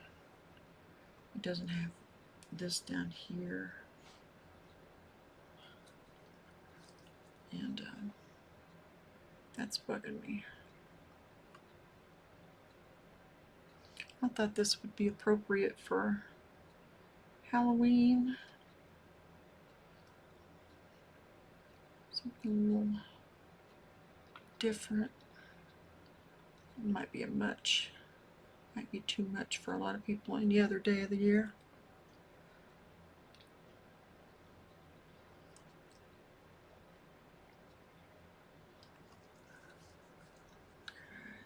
That needs to be a lot darker.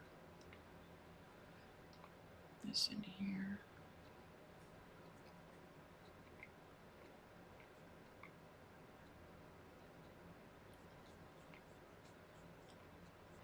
I don't really see that I've got the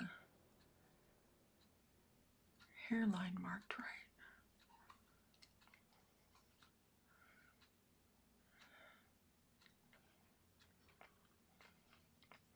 Maybe that's closer.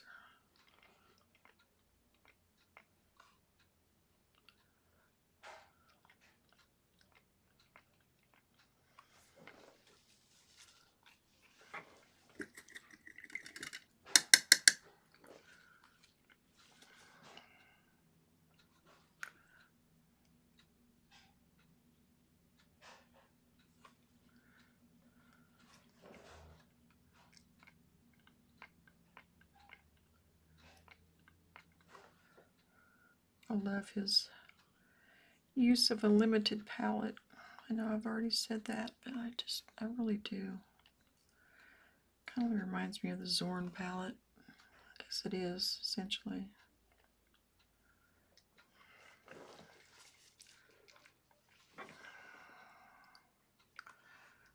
This needs...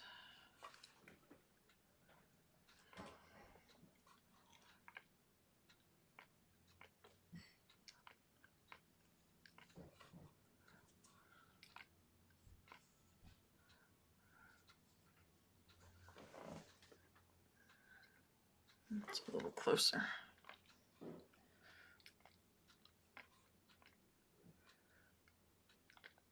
I don't always have fresh paint out on my palette, so this is nice. Now I know why I'm supposed to be doing that. Supposed to be.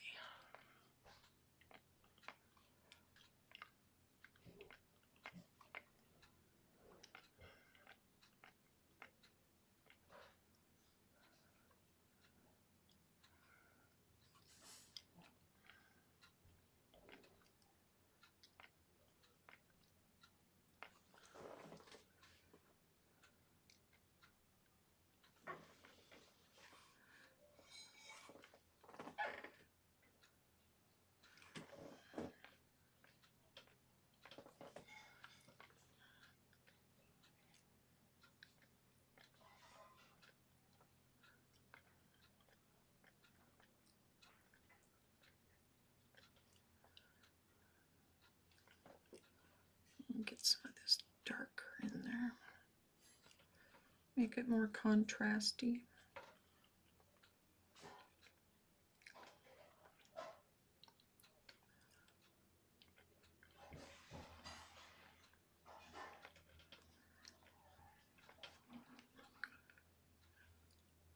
I'm adding just a smidge of walnut oil. I've had problems with these master studies not drying in time for me to flip the page, but I changed whites to gambling. I'm hoping that's gonna help that.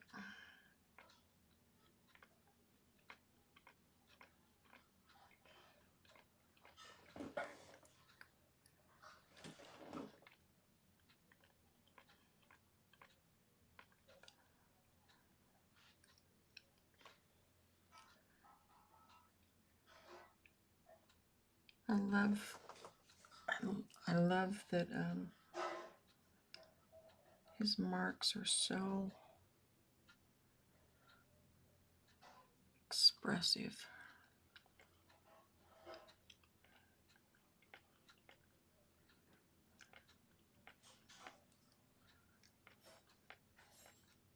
Again, this is Goya of Saturn Devouring his son.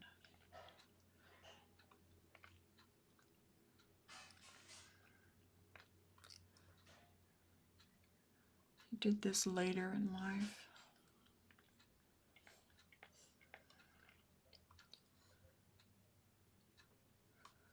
He was very isolated.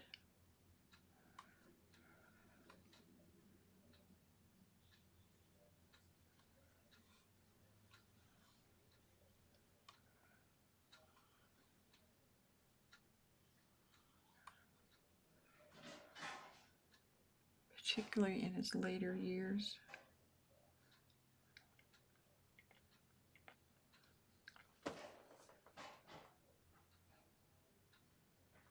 And I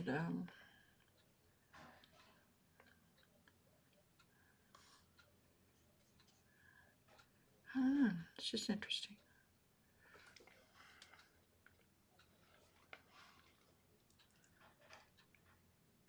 I guess in some ways I feel like he's sort of, I can relate to him. I'm not deaf, but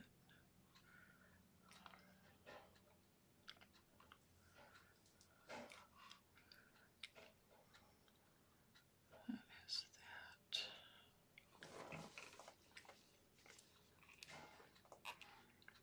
I know the one that you're seeing is much more yellow. So let me add a little more yellow ochre in here.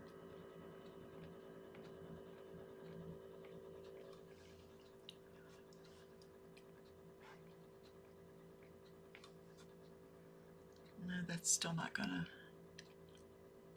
it's still not the same, but still.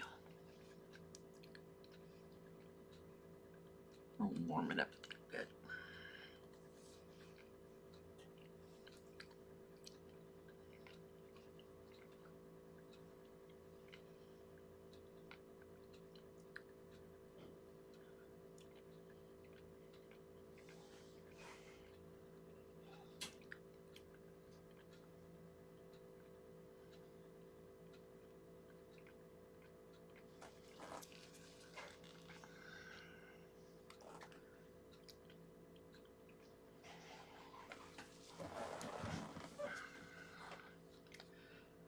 This is not so such a sharp edge.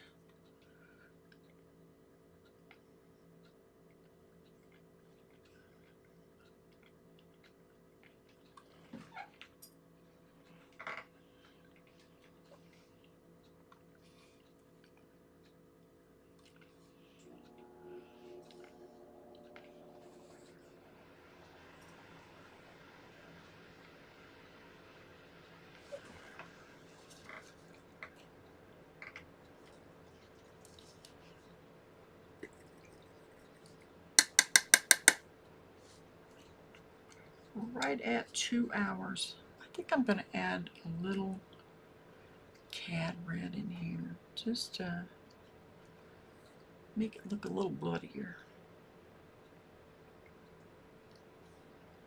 I know it's kind of dark, or yeah, light compared to.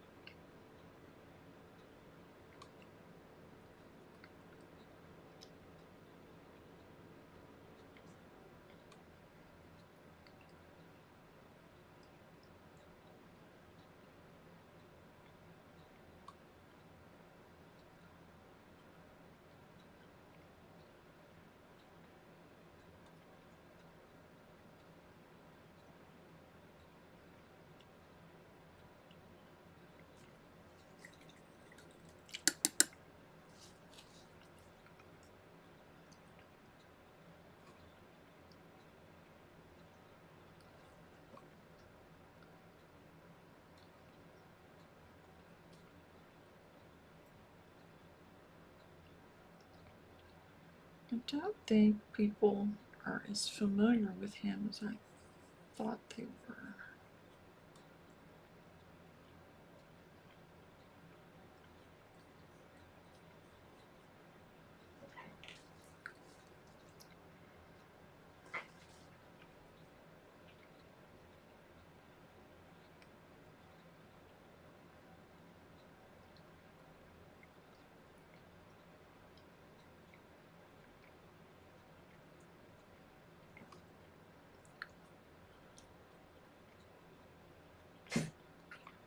Goodness.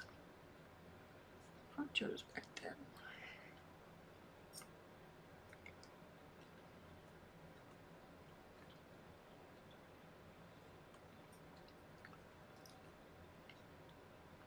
I'm trying to get some of these values in here a little more accurate.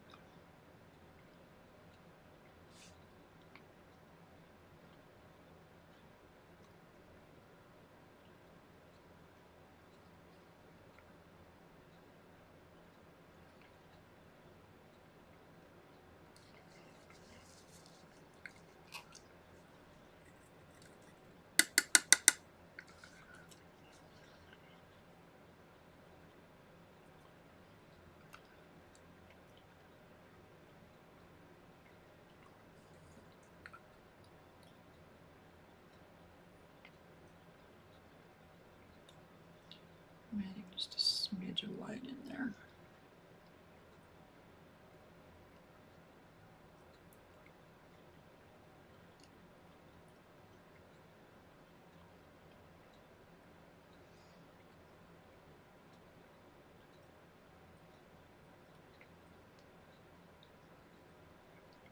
But it looks much more yellow. So.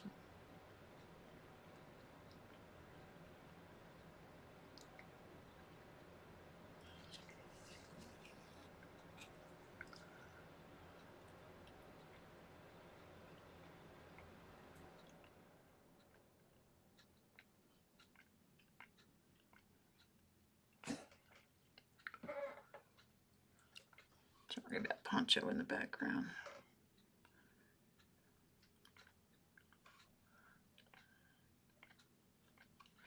But he's kind of a fixture around here.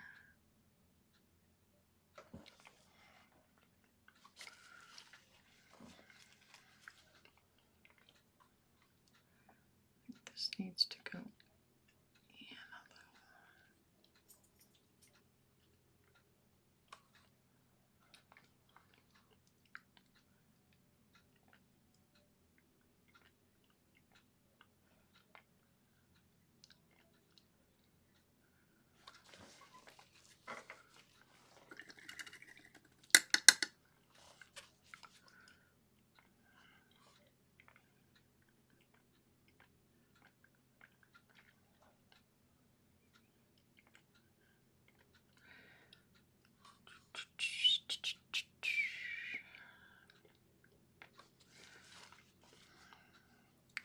I wanted to do this whether it was popular or not.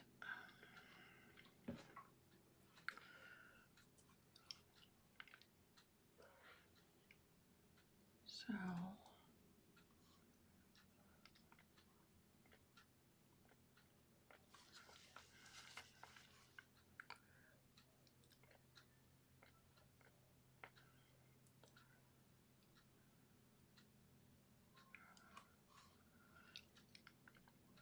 just because he fascinates me.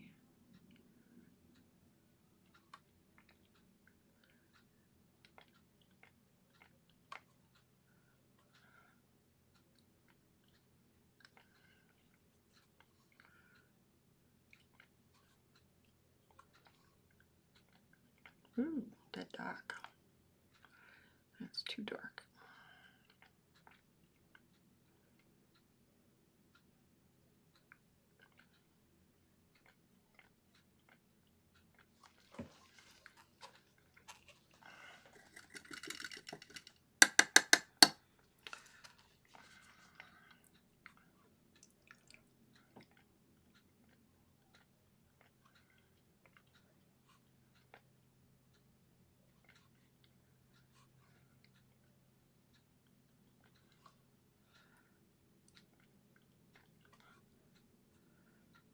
Really, I could probably stop here and be okay, but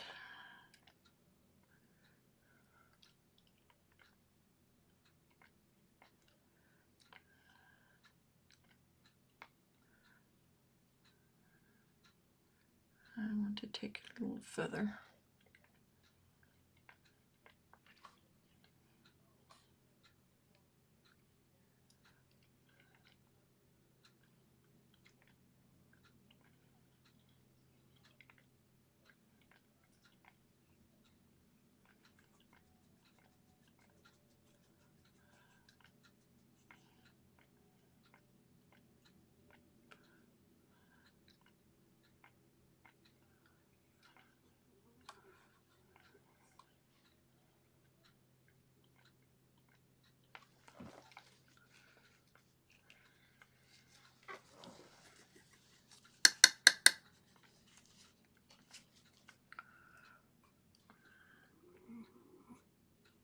That was Poncho.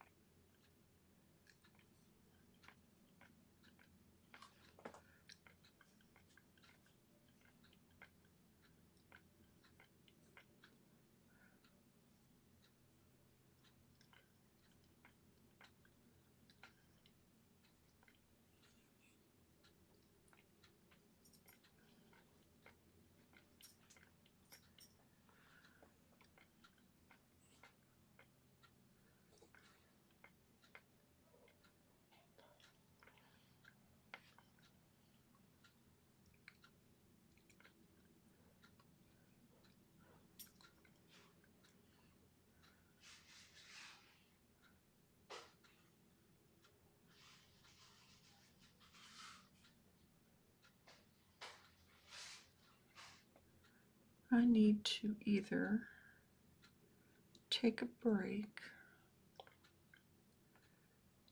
or call it real soon.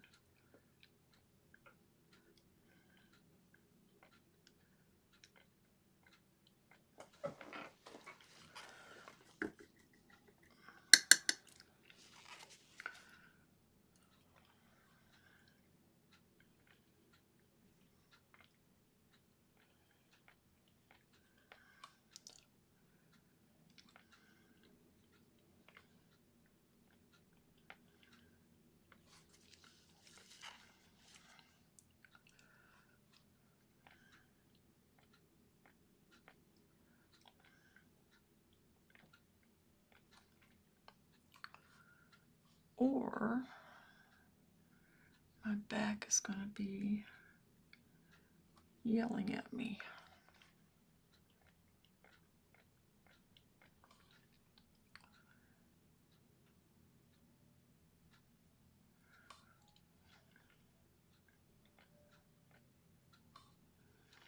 Remember, this is a study, not a copy.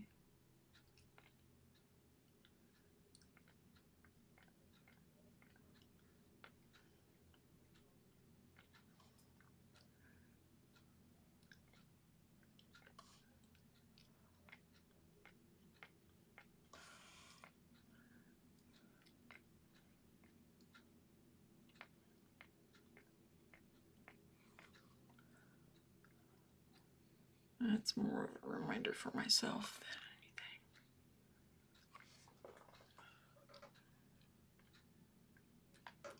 anything. Because I have a tendency to not want to stop.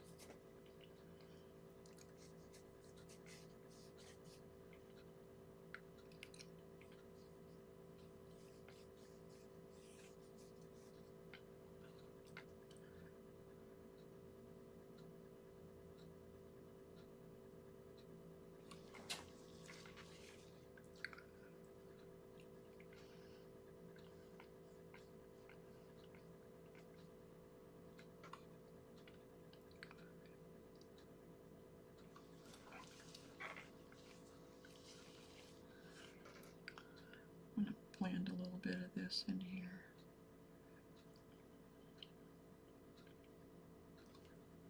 Looks like it needs some yellow.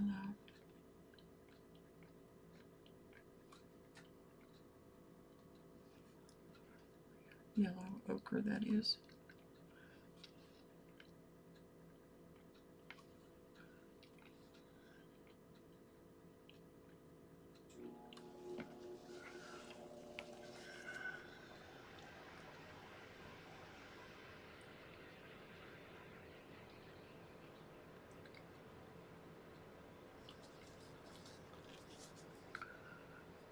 Let's try and get some of that back in there.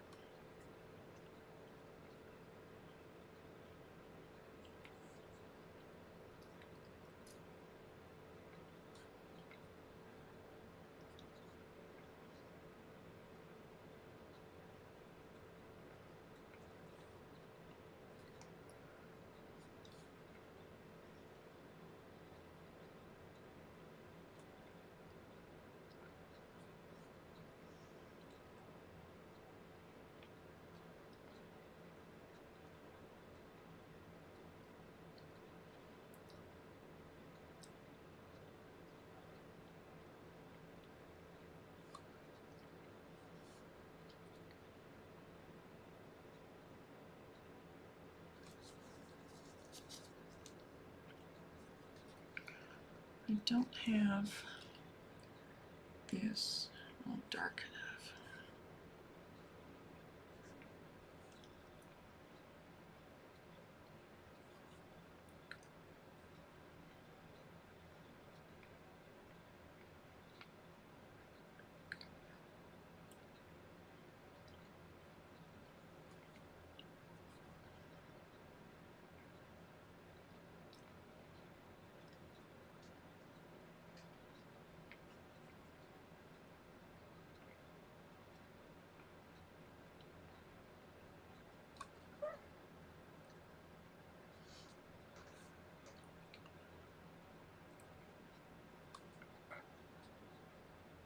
It's a little hard for me to see the values on this.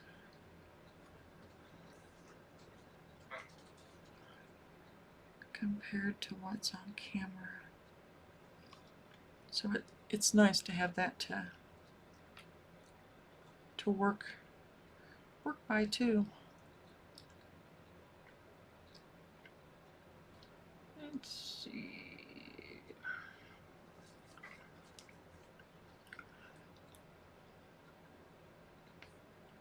Gives me a fresh perspective. Again, this is Goya,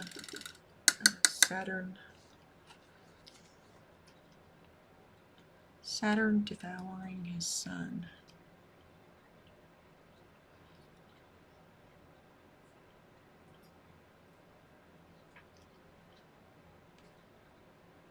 He is a Spanish artist,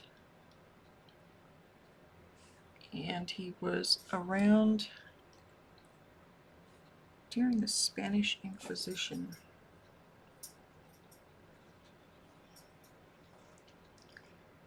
So some say this was a statement, political statement. Bless you. Here's Poncho. Hello. Poncho's attention.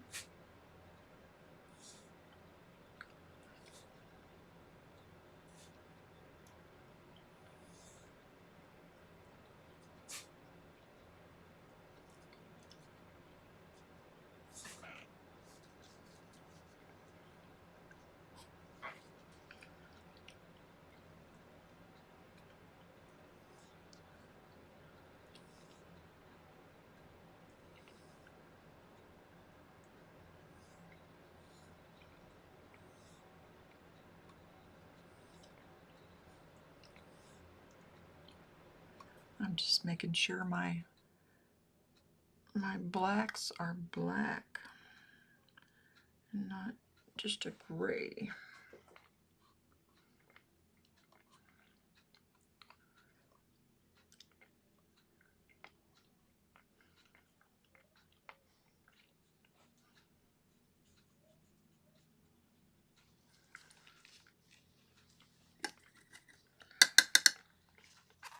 Ponchos want attention.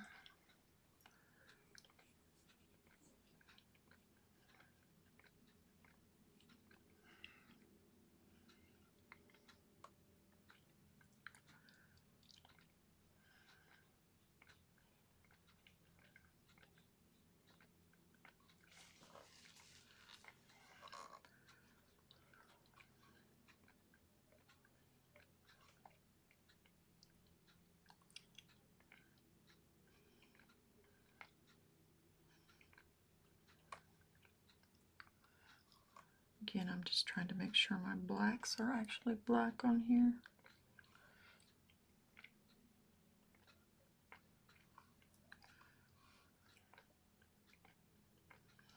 It gets the slightest color mixed with it, and it dulls it.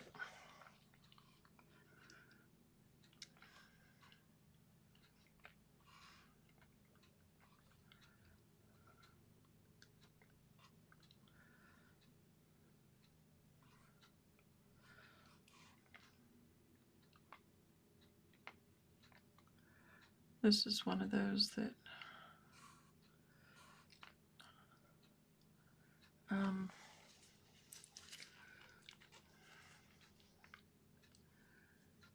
doing more for me, I guess.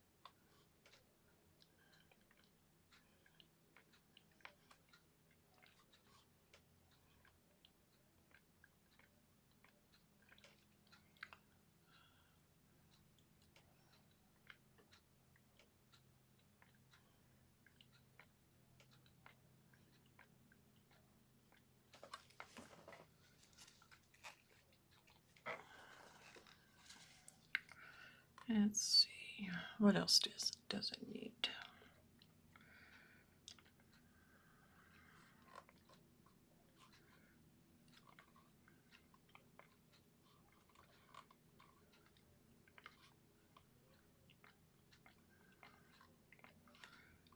I think this earth hue is working pretty well.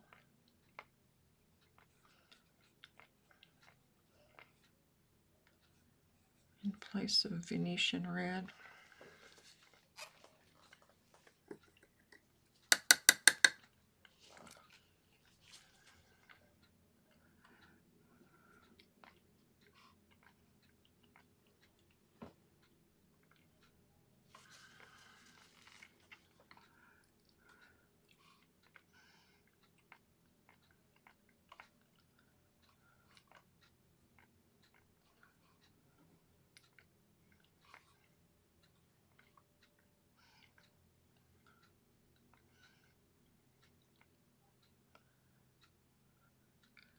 This is one of Goya's black paintings, which he painted on the walls of his home, and they removed them. There's several of them.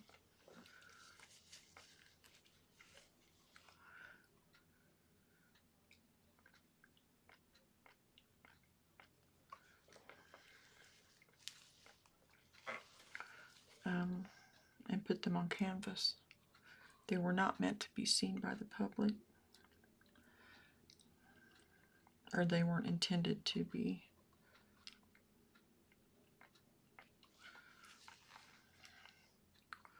They were private.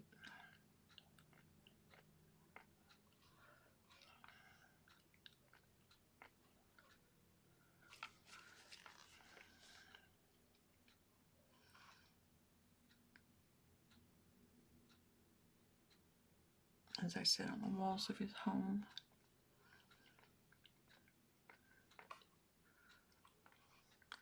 Having a lot of trouble getting back of the hand.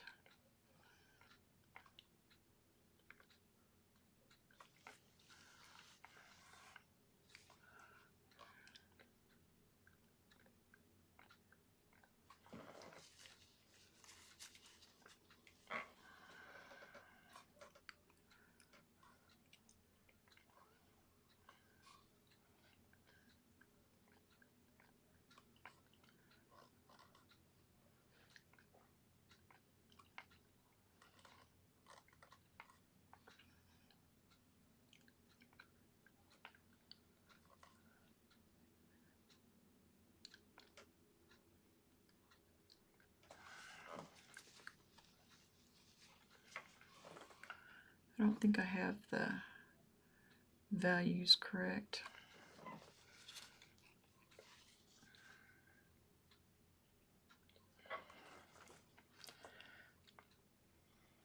But they're close enough. Because if I keep working at it,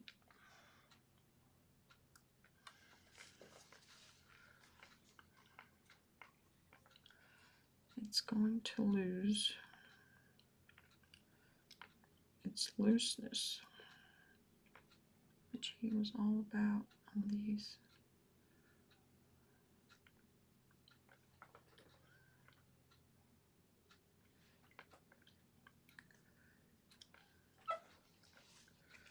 Okay.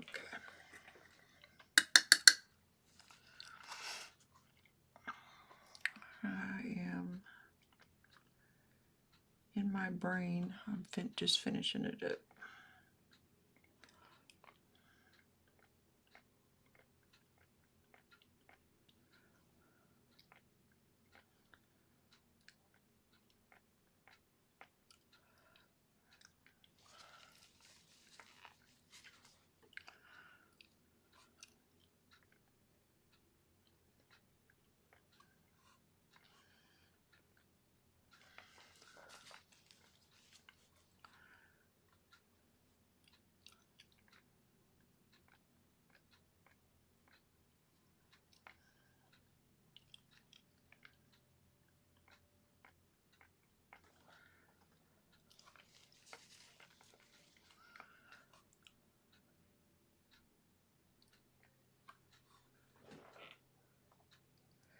This part of his mouth is not big enough.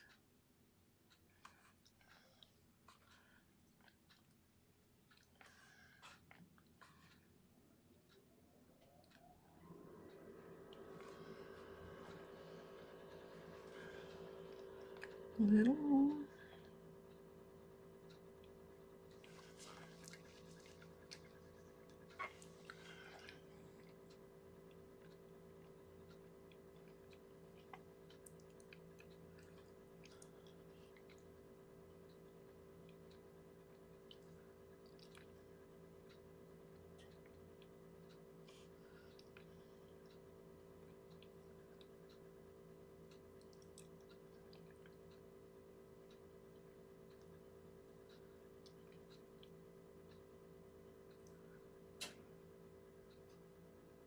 Saw something earlier that was outlined in red, and I can't remember what it was.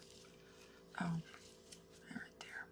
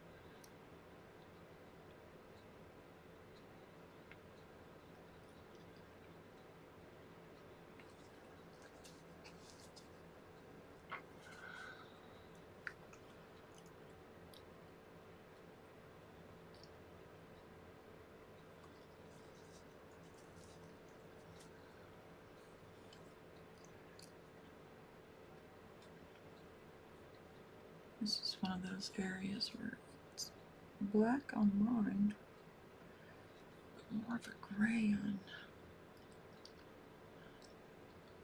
your screen.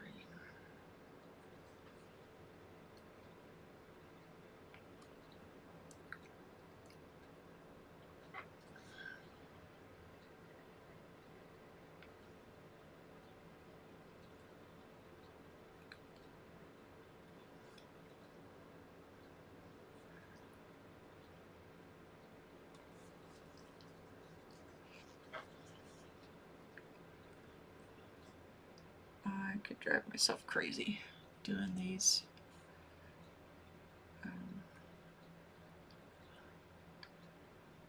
Beard.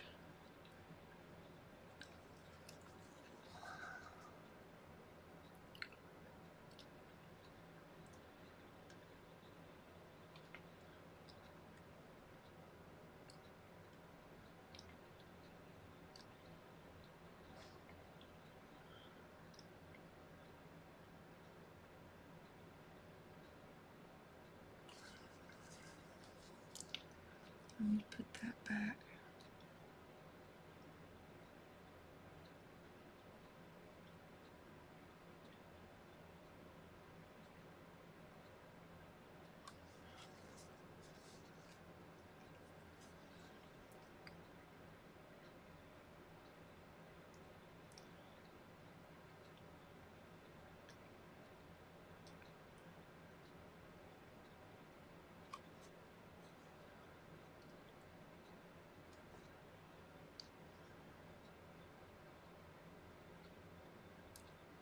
It's a study, not a copy.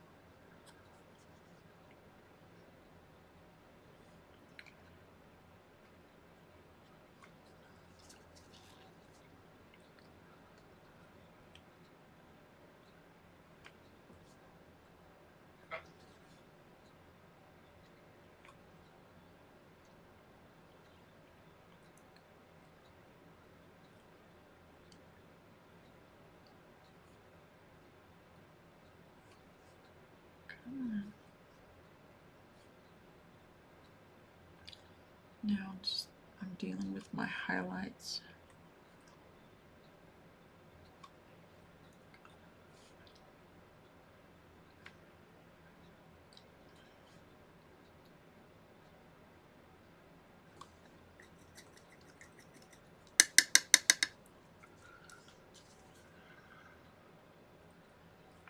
See, this is not, I have this way too light up here.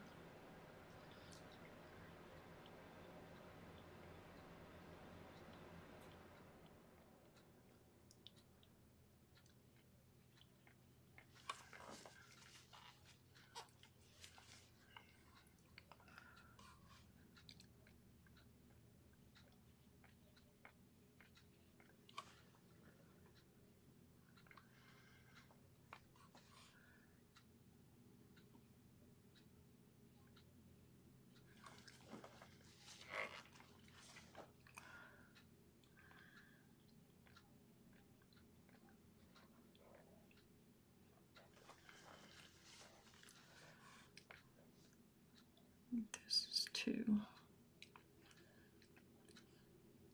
wide.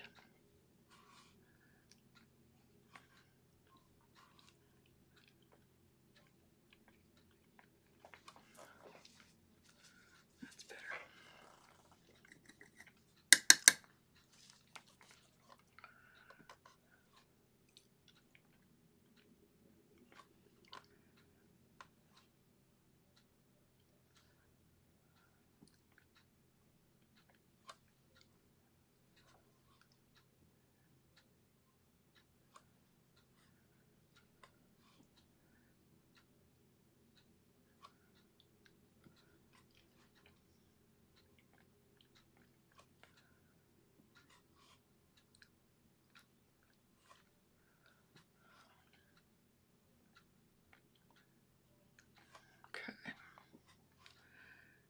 Now I'm getting closer.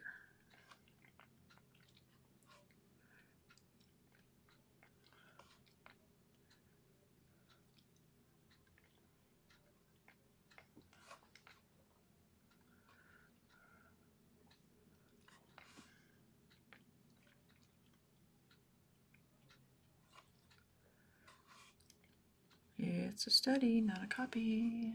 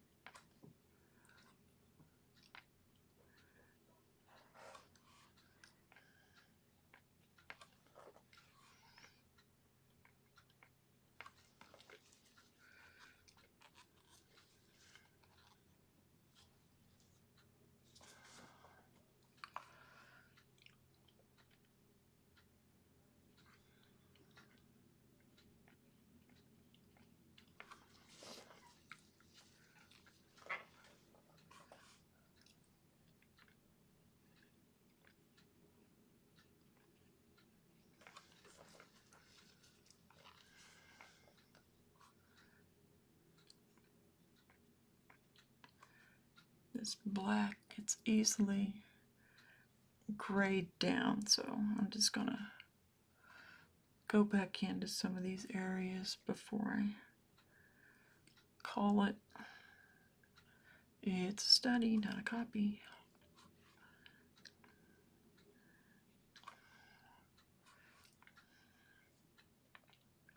I have to keep telling myself that.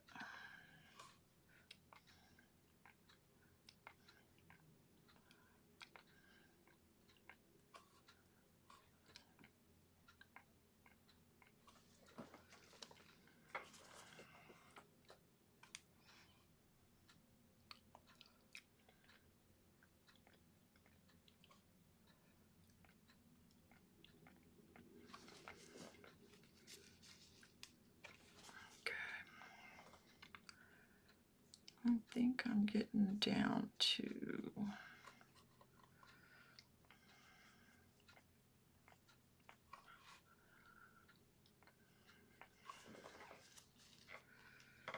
where I need to be. This is still not dark enough.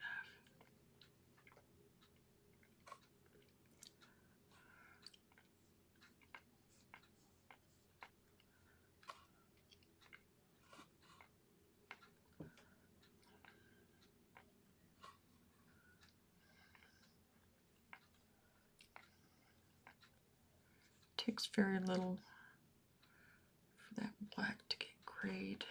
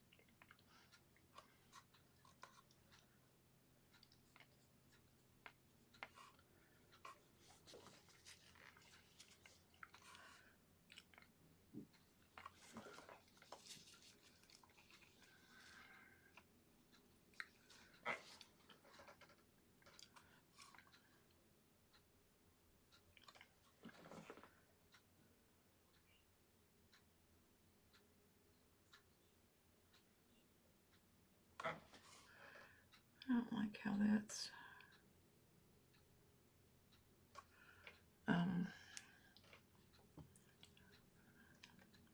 like divoted there.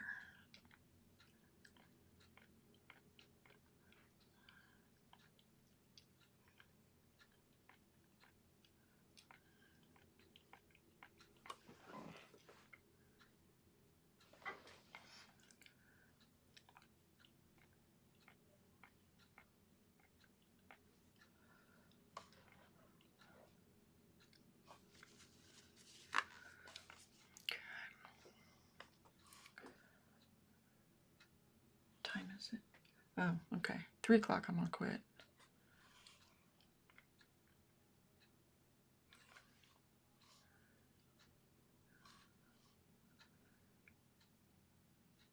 It's 3 Central, or yeah, 3 Central. It's like a quarter till right now.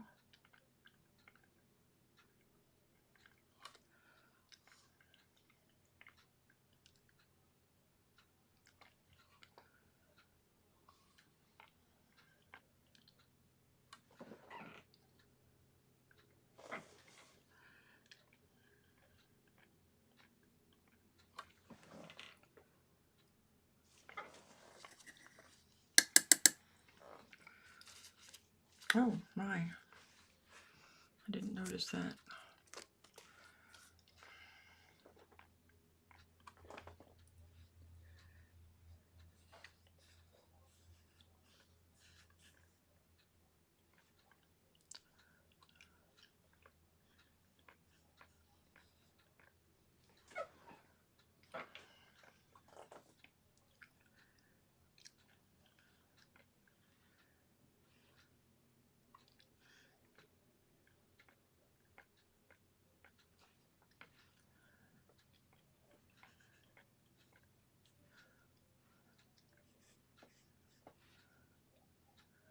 I need to take into account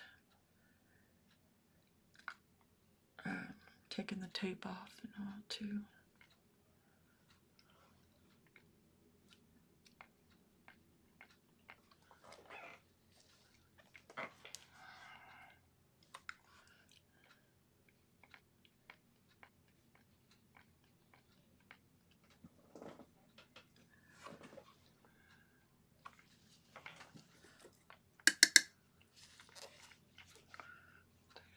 Okay, I'm watching the clock.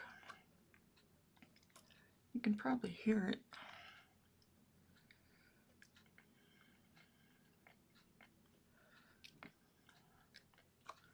I know I definitely can.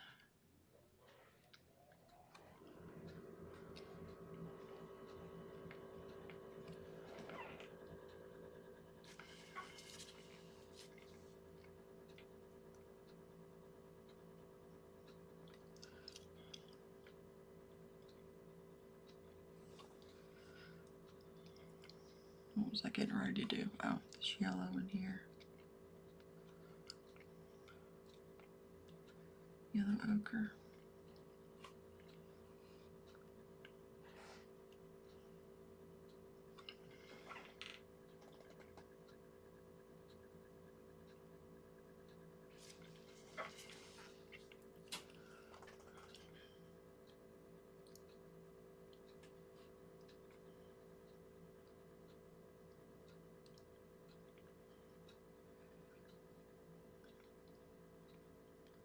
This kind of tapers out.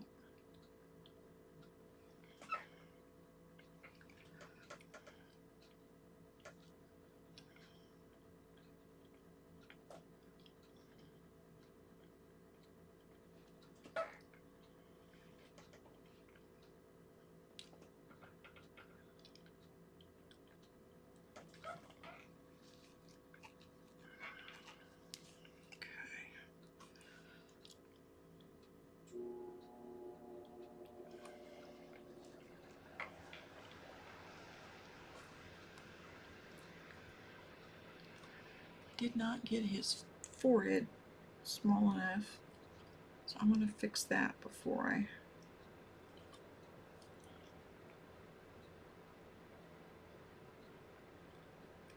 Is that too small?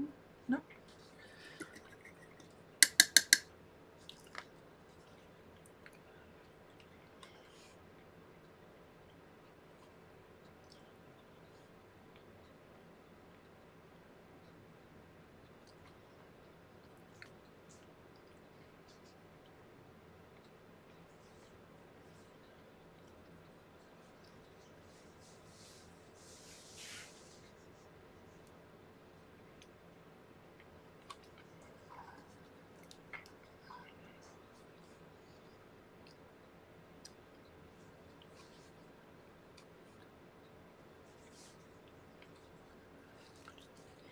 think about it, the small forehead gives him more of a beast quality.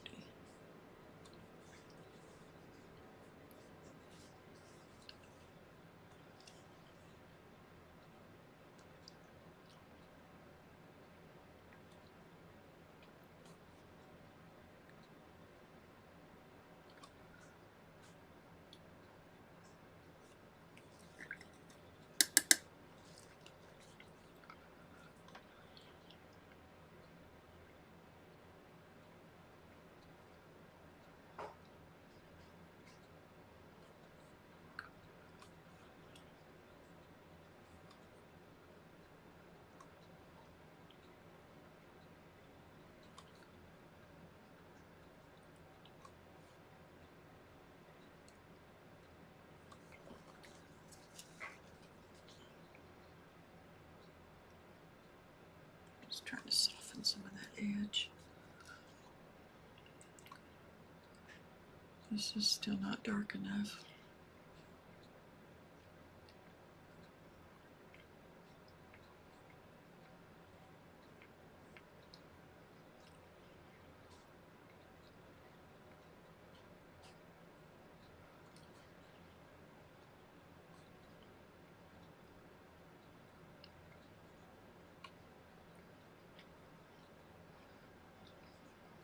I'm watching the clock.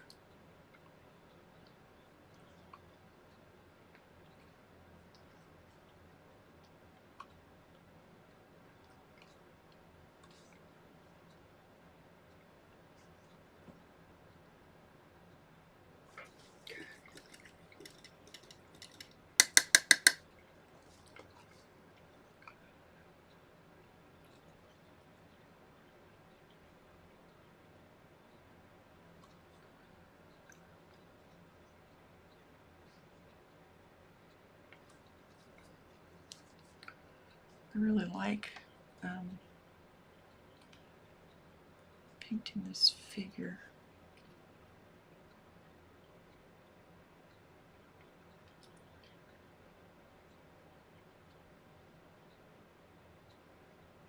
Just putting in some of the highlights, but I don't want the highlights completely white.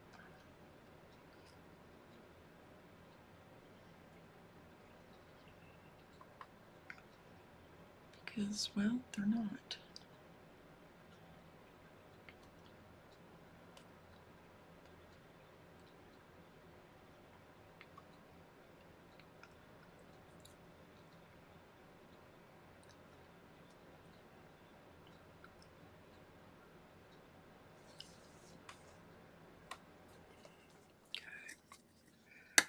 I'm going to do one other thing.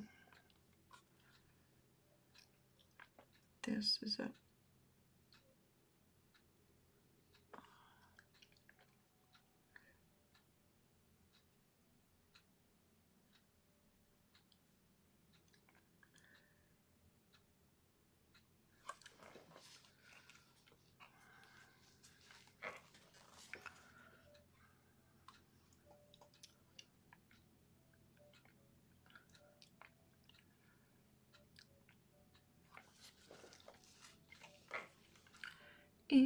it's a study, not a copy.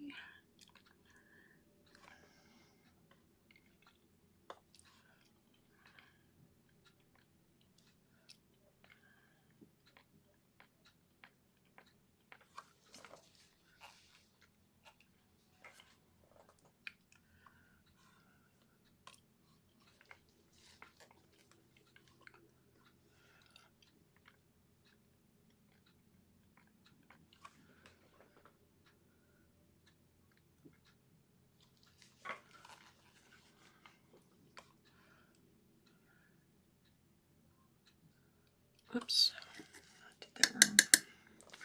I did it wrong. I'm running out of time real quick.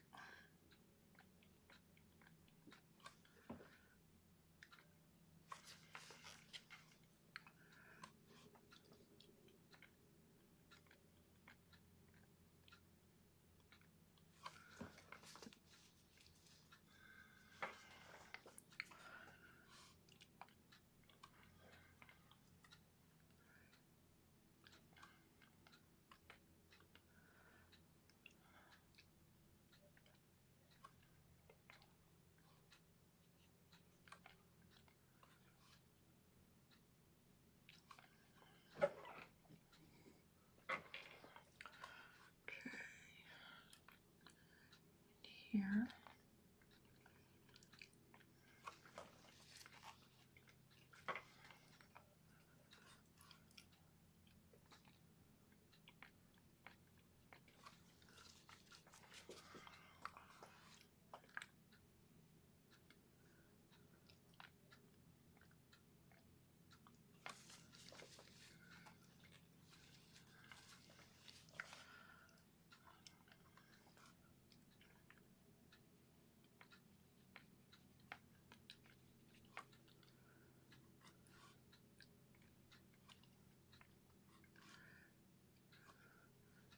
I'm not giving myself enough time to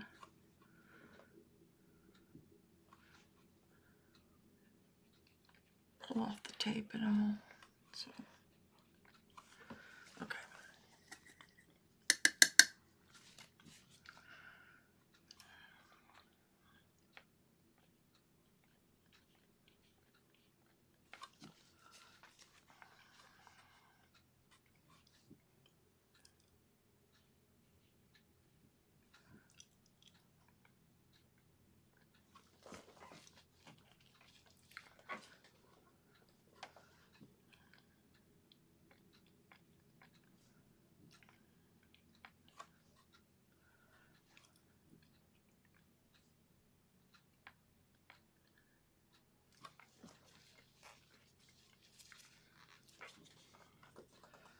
I need to quit picking at it.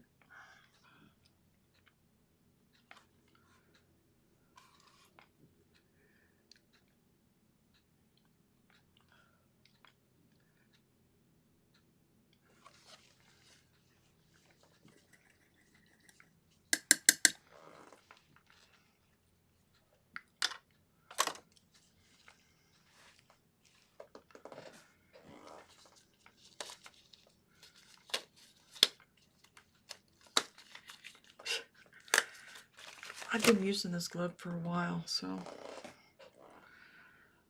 she served me well.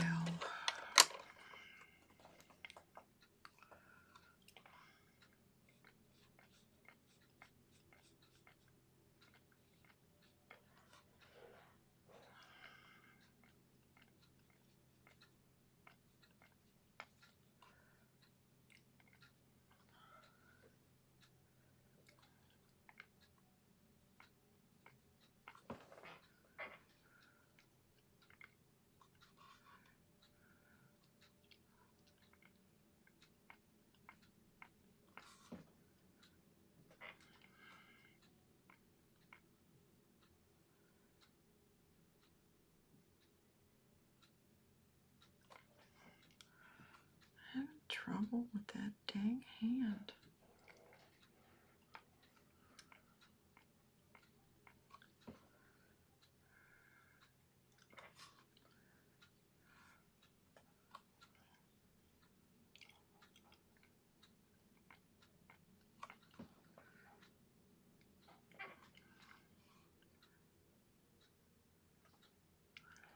This is kind of grayed in here.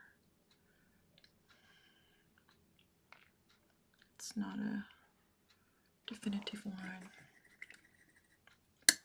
Okay.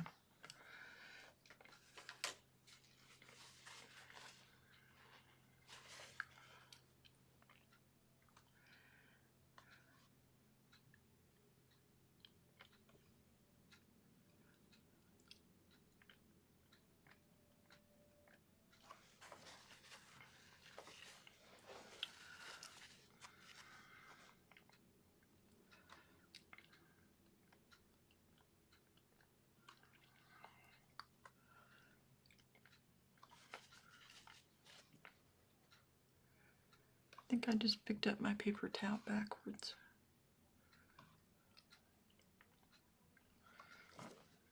Yep. So I got paint on my hands. I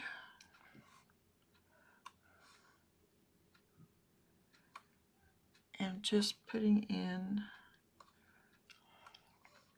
oops, a few finishing strokes so that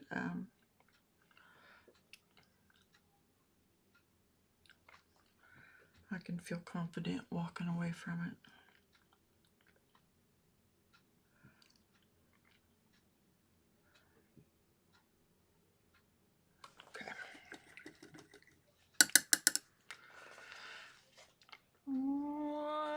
area. Then I'm going to give up. Not give up, but I'm going to give in.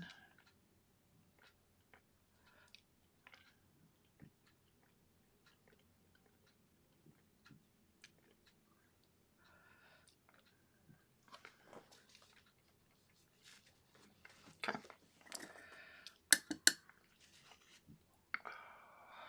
Still the same area, so.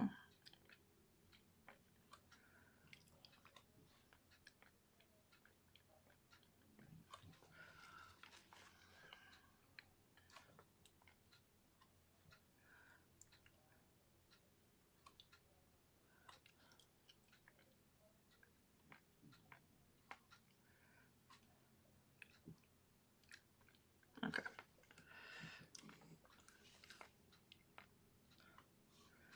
I keep saying okay, and then I see something else I want to change.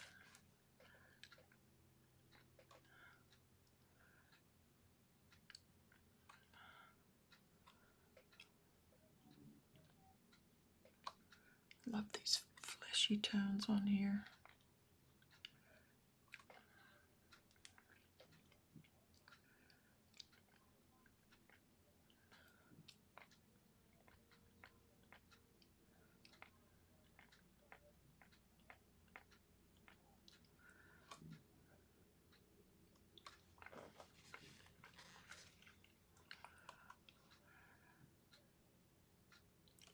Okay.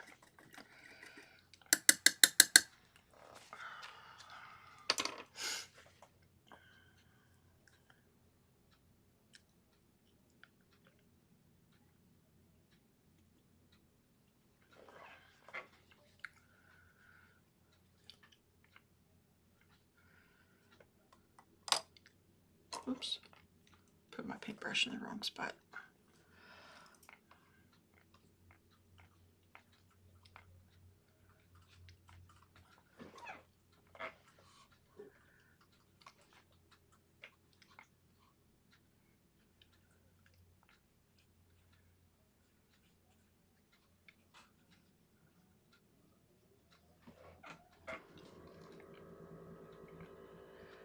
Did not get the gray areas in here.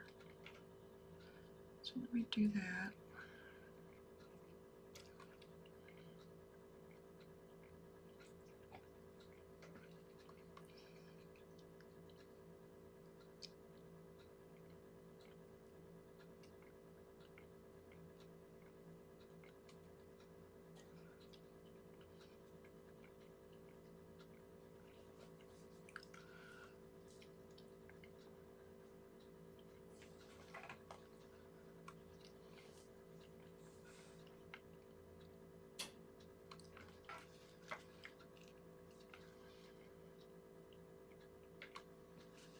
Okay. I'm putting it down now.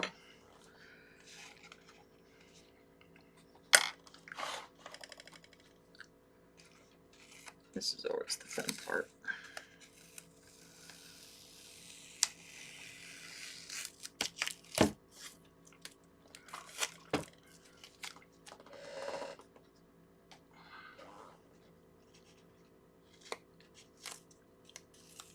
As long as it doesn't take the paper with it, that is.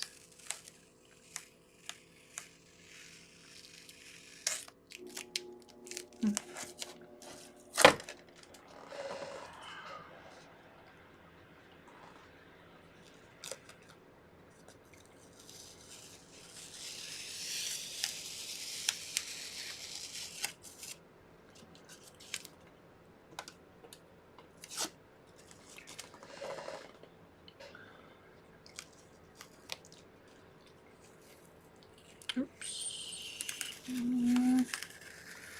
Oh, that's not too bad.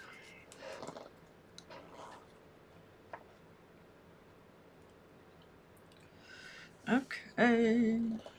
I need to sign this puppy.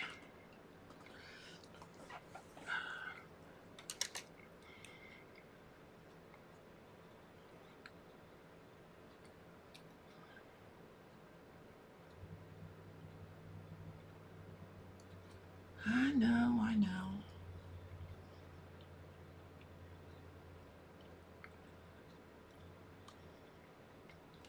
Put the brush down.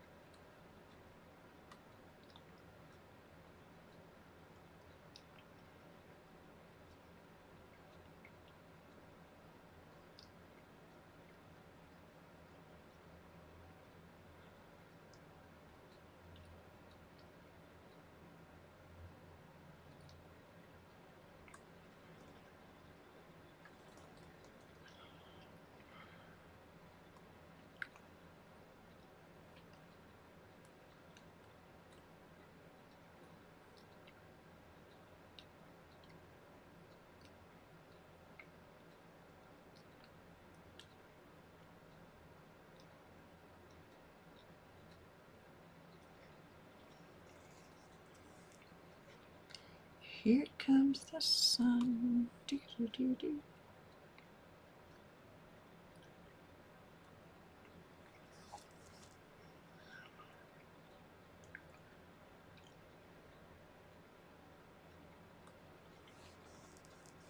Okay.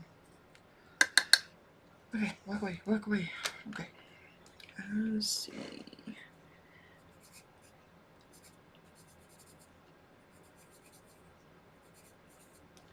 Francisco Goya. Saturn Devouring.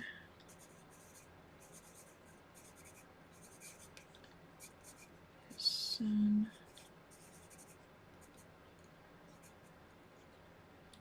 Detail. Study.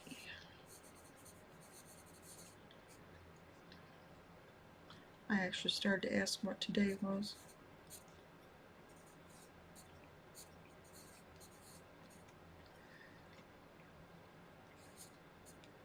Live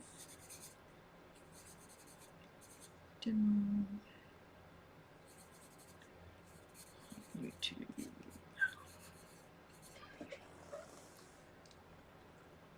That looks pretty good. I do say so myself.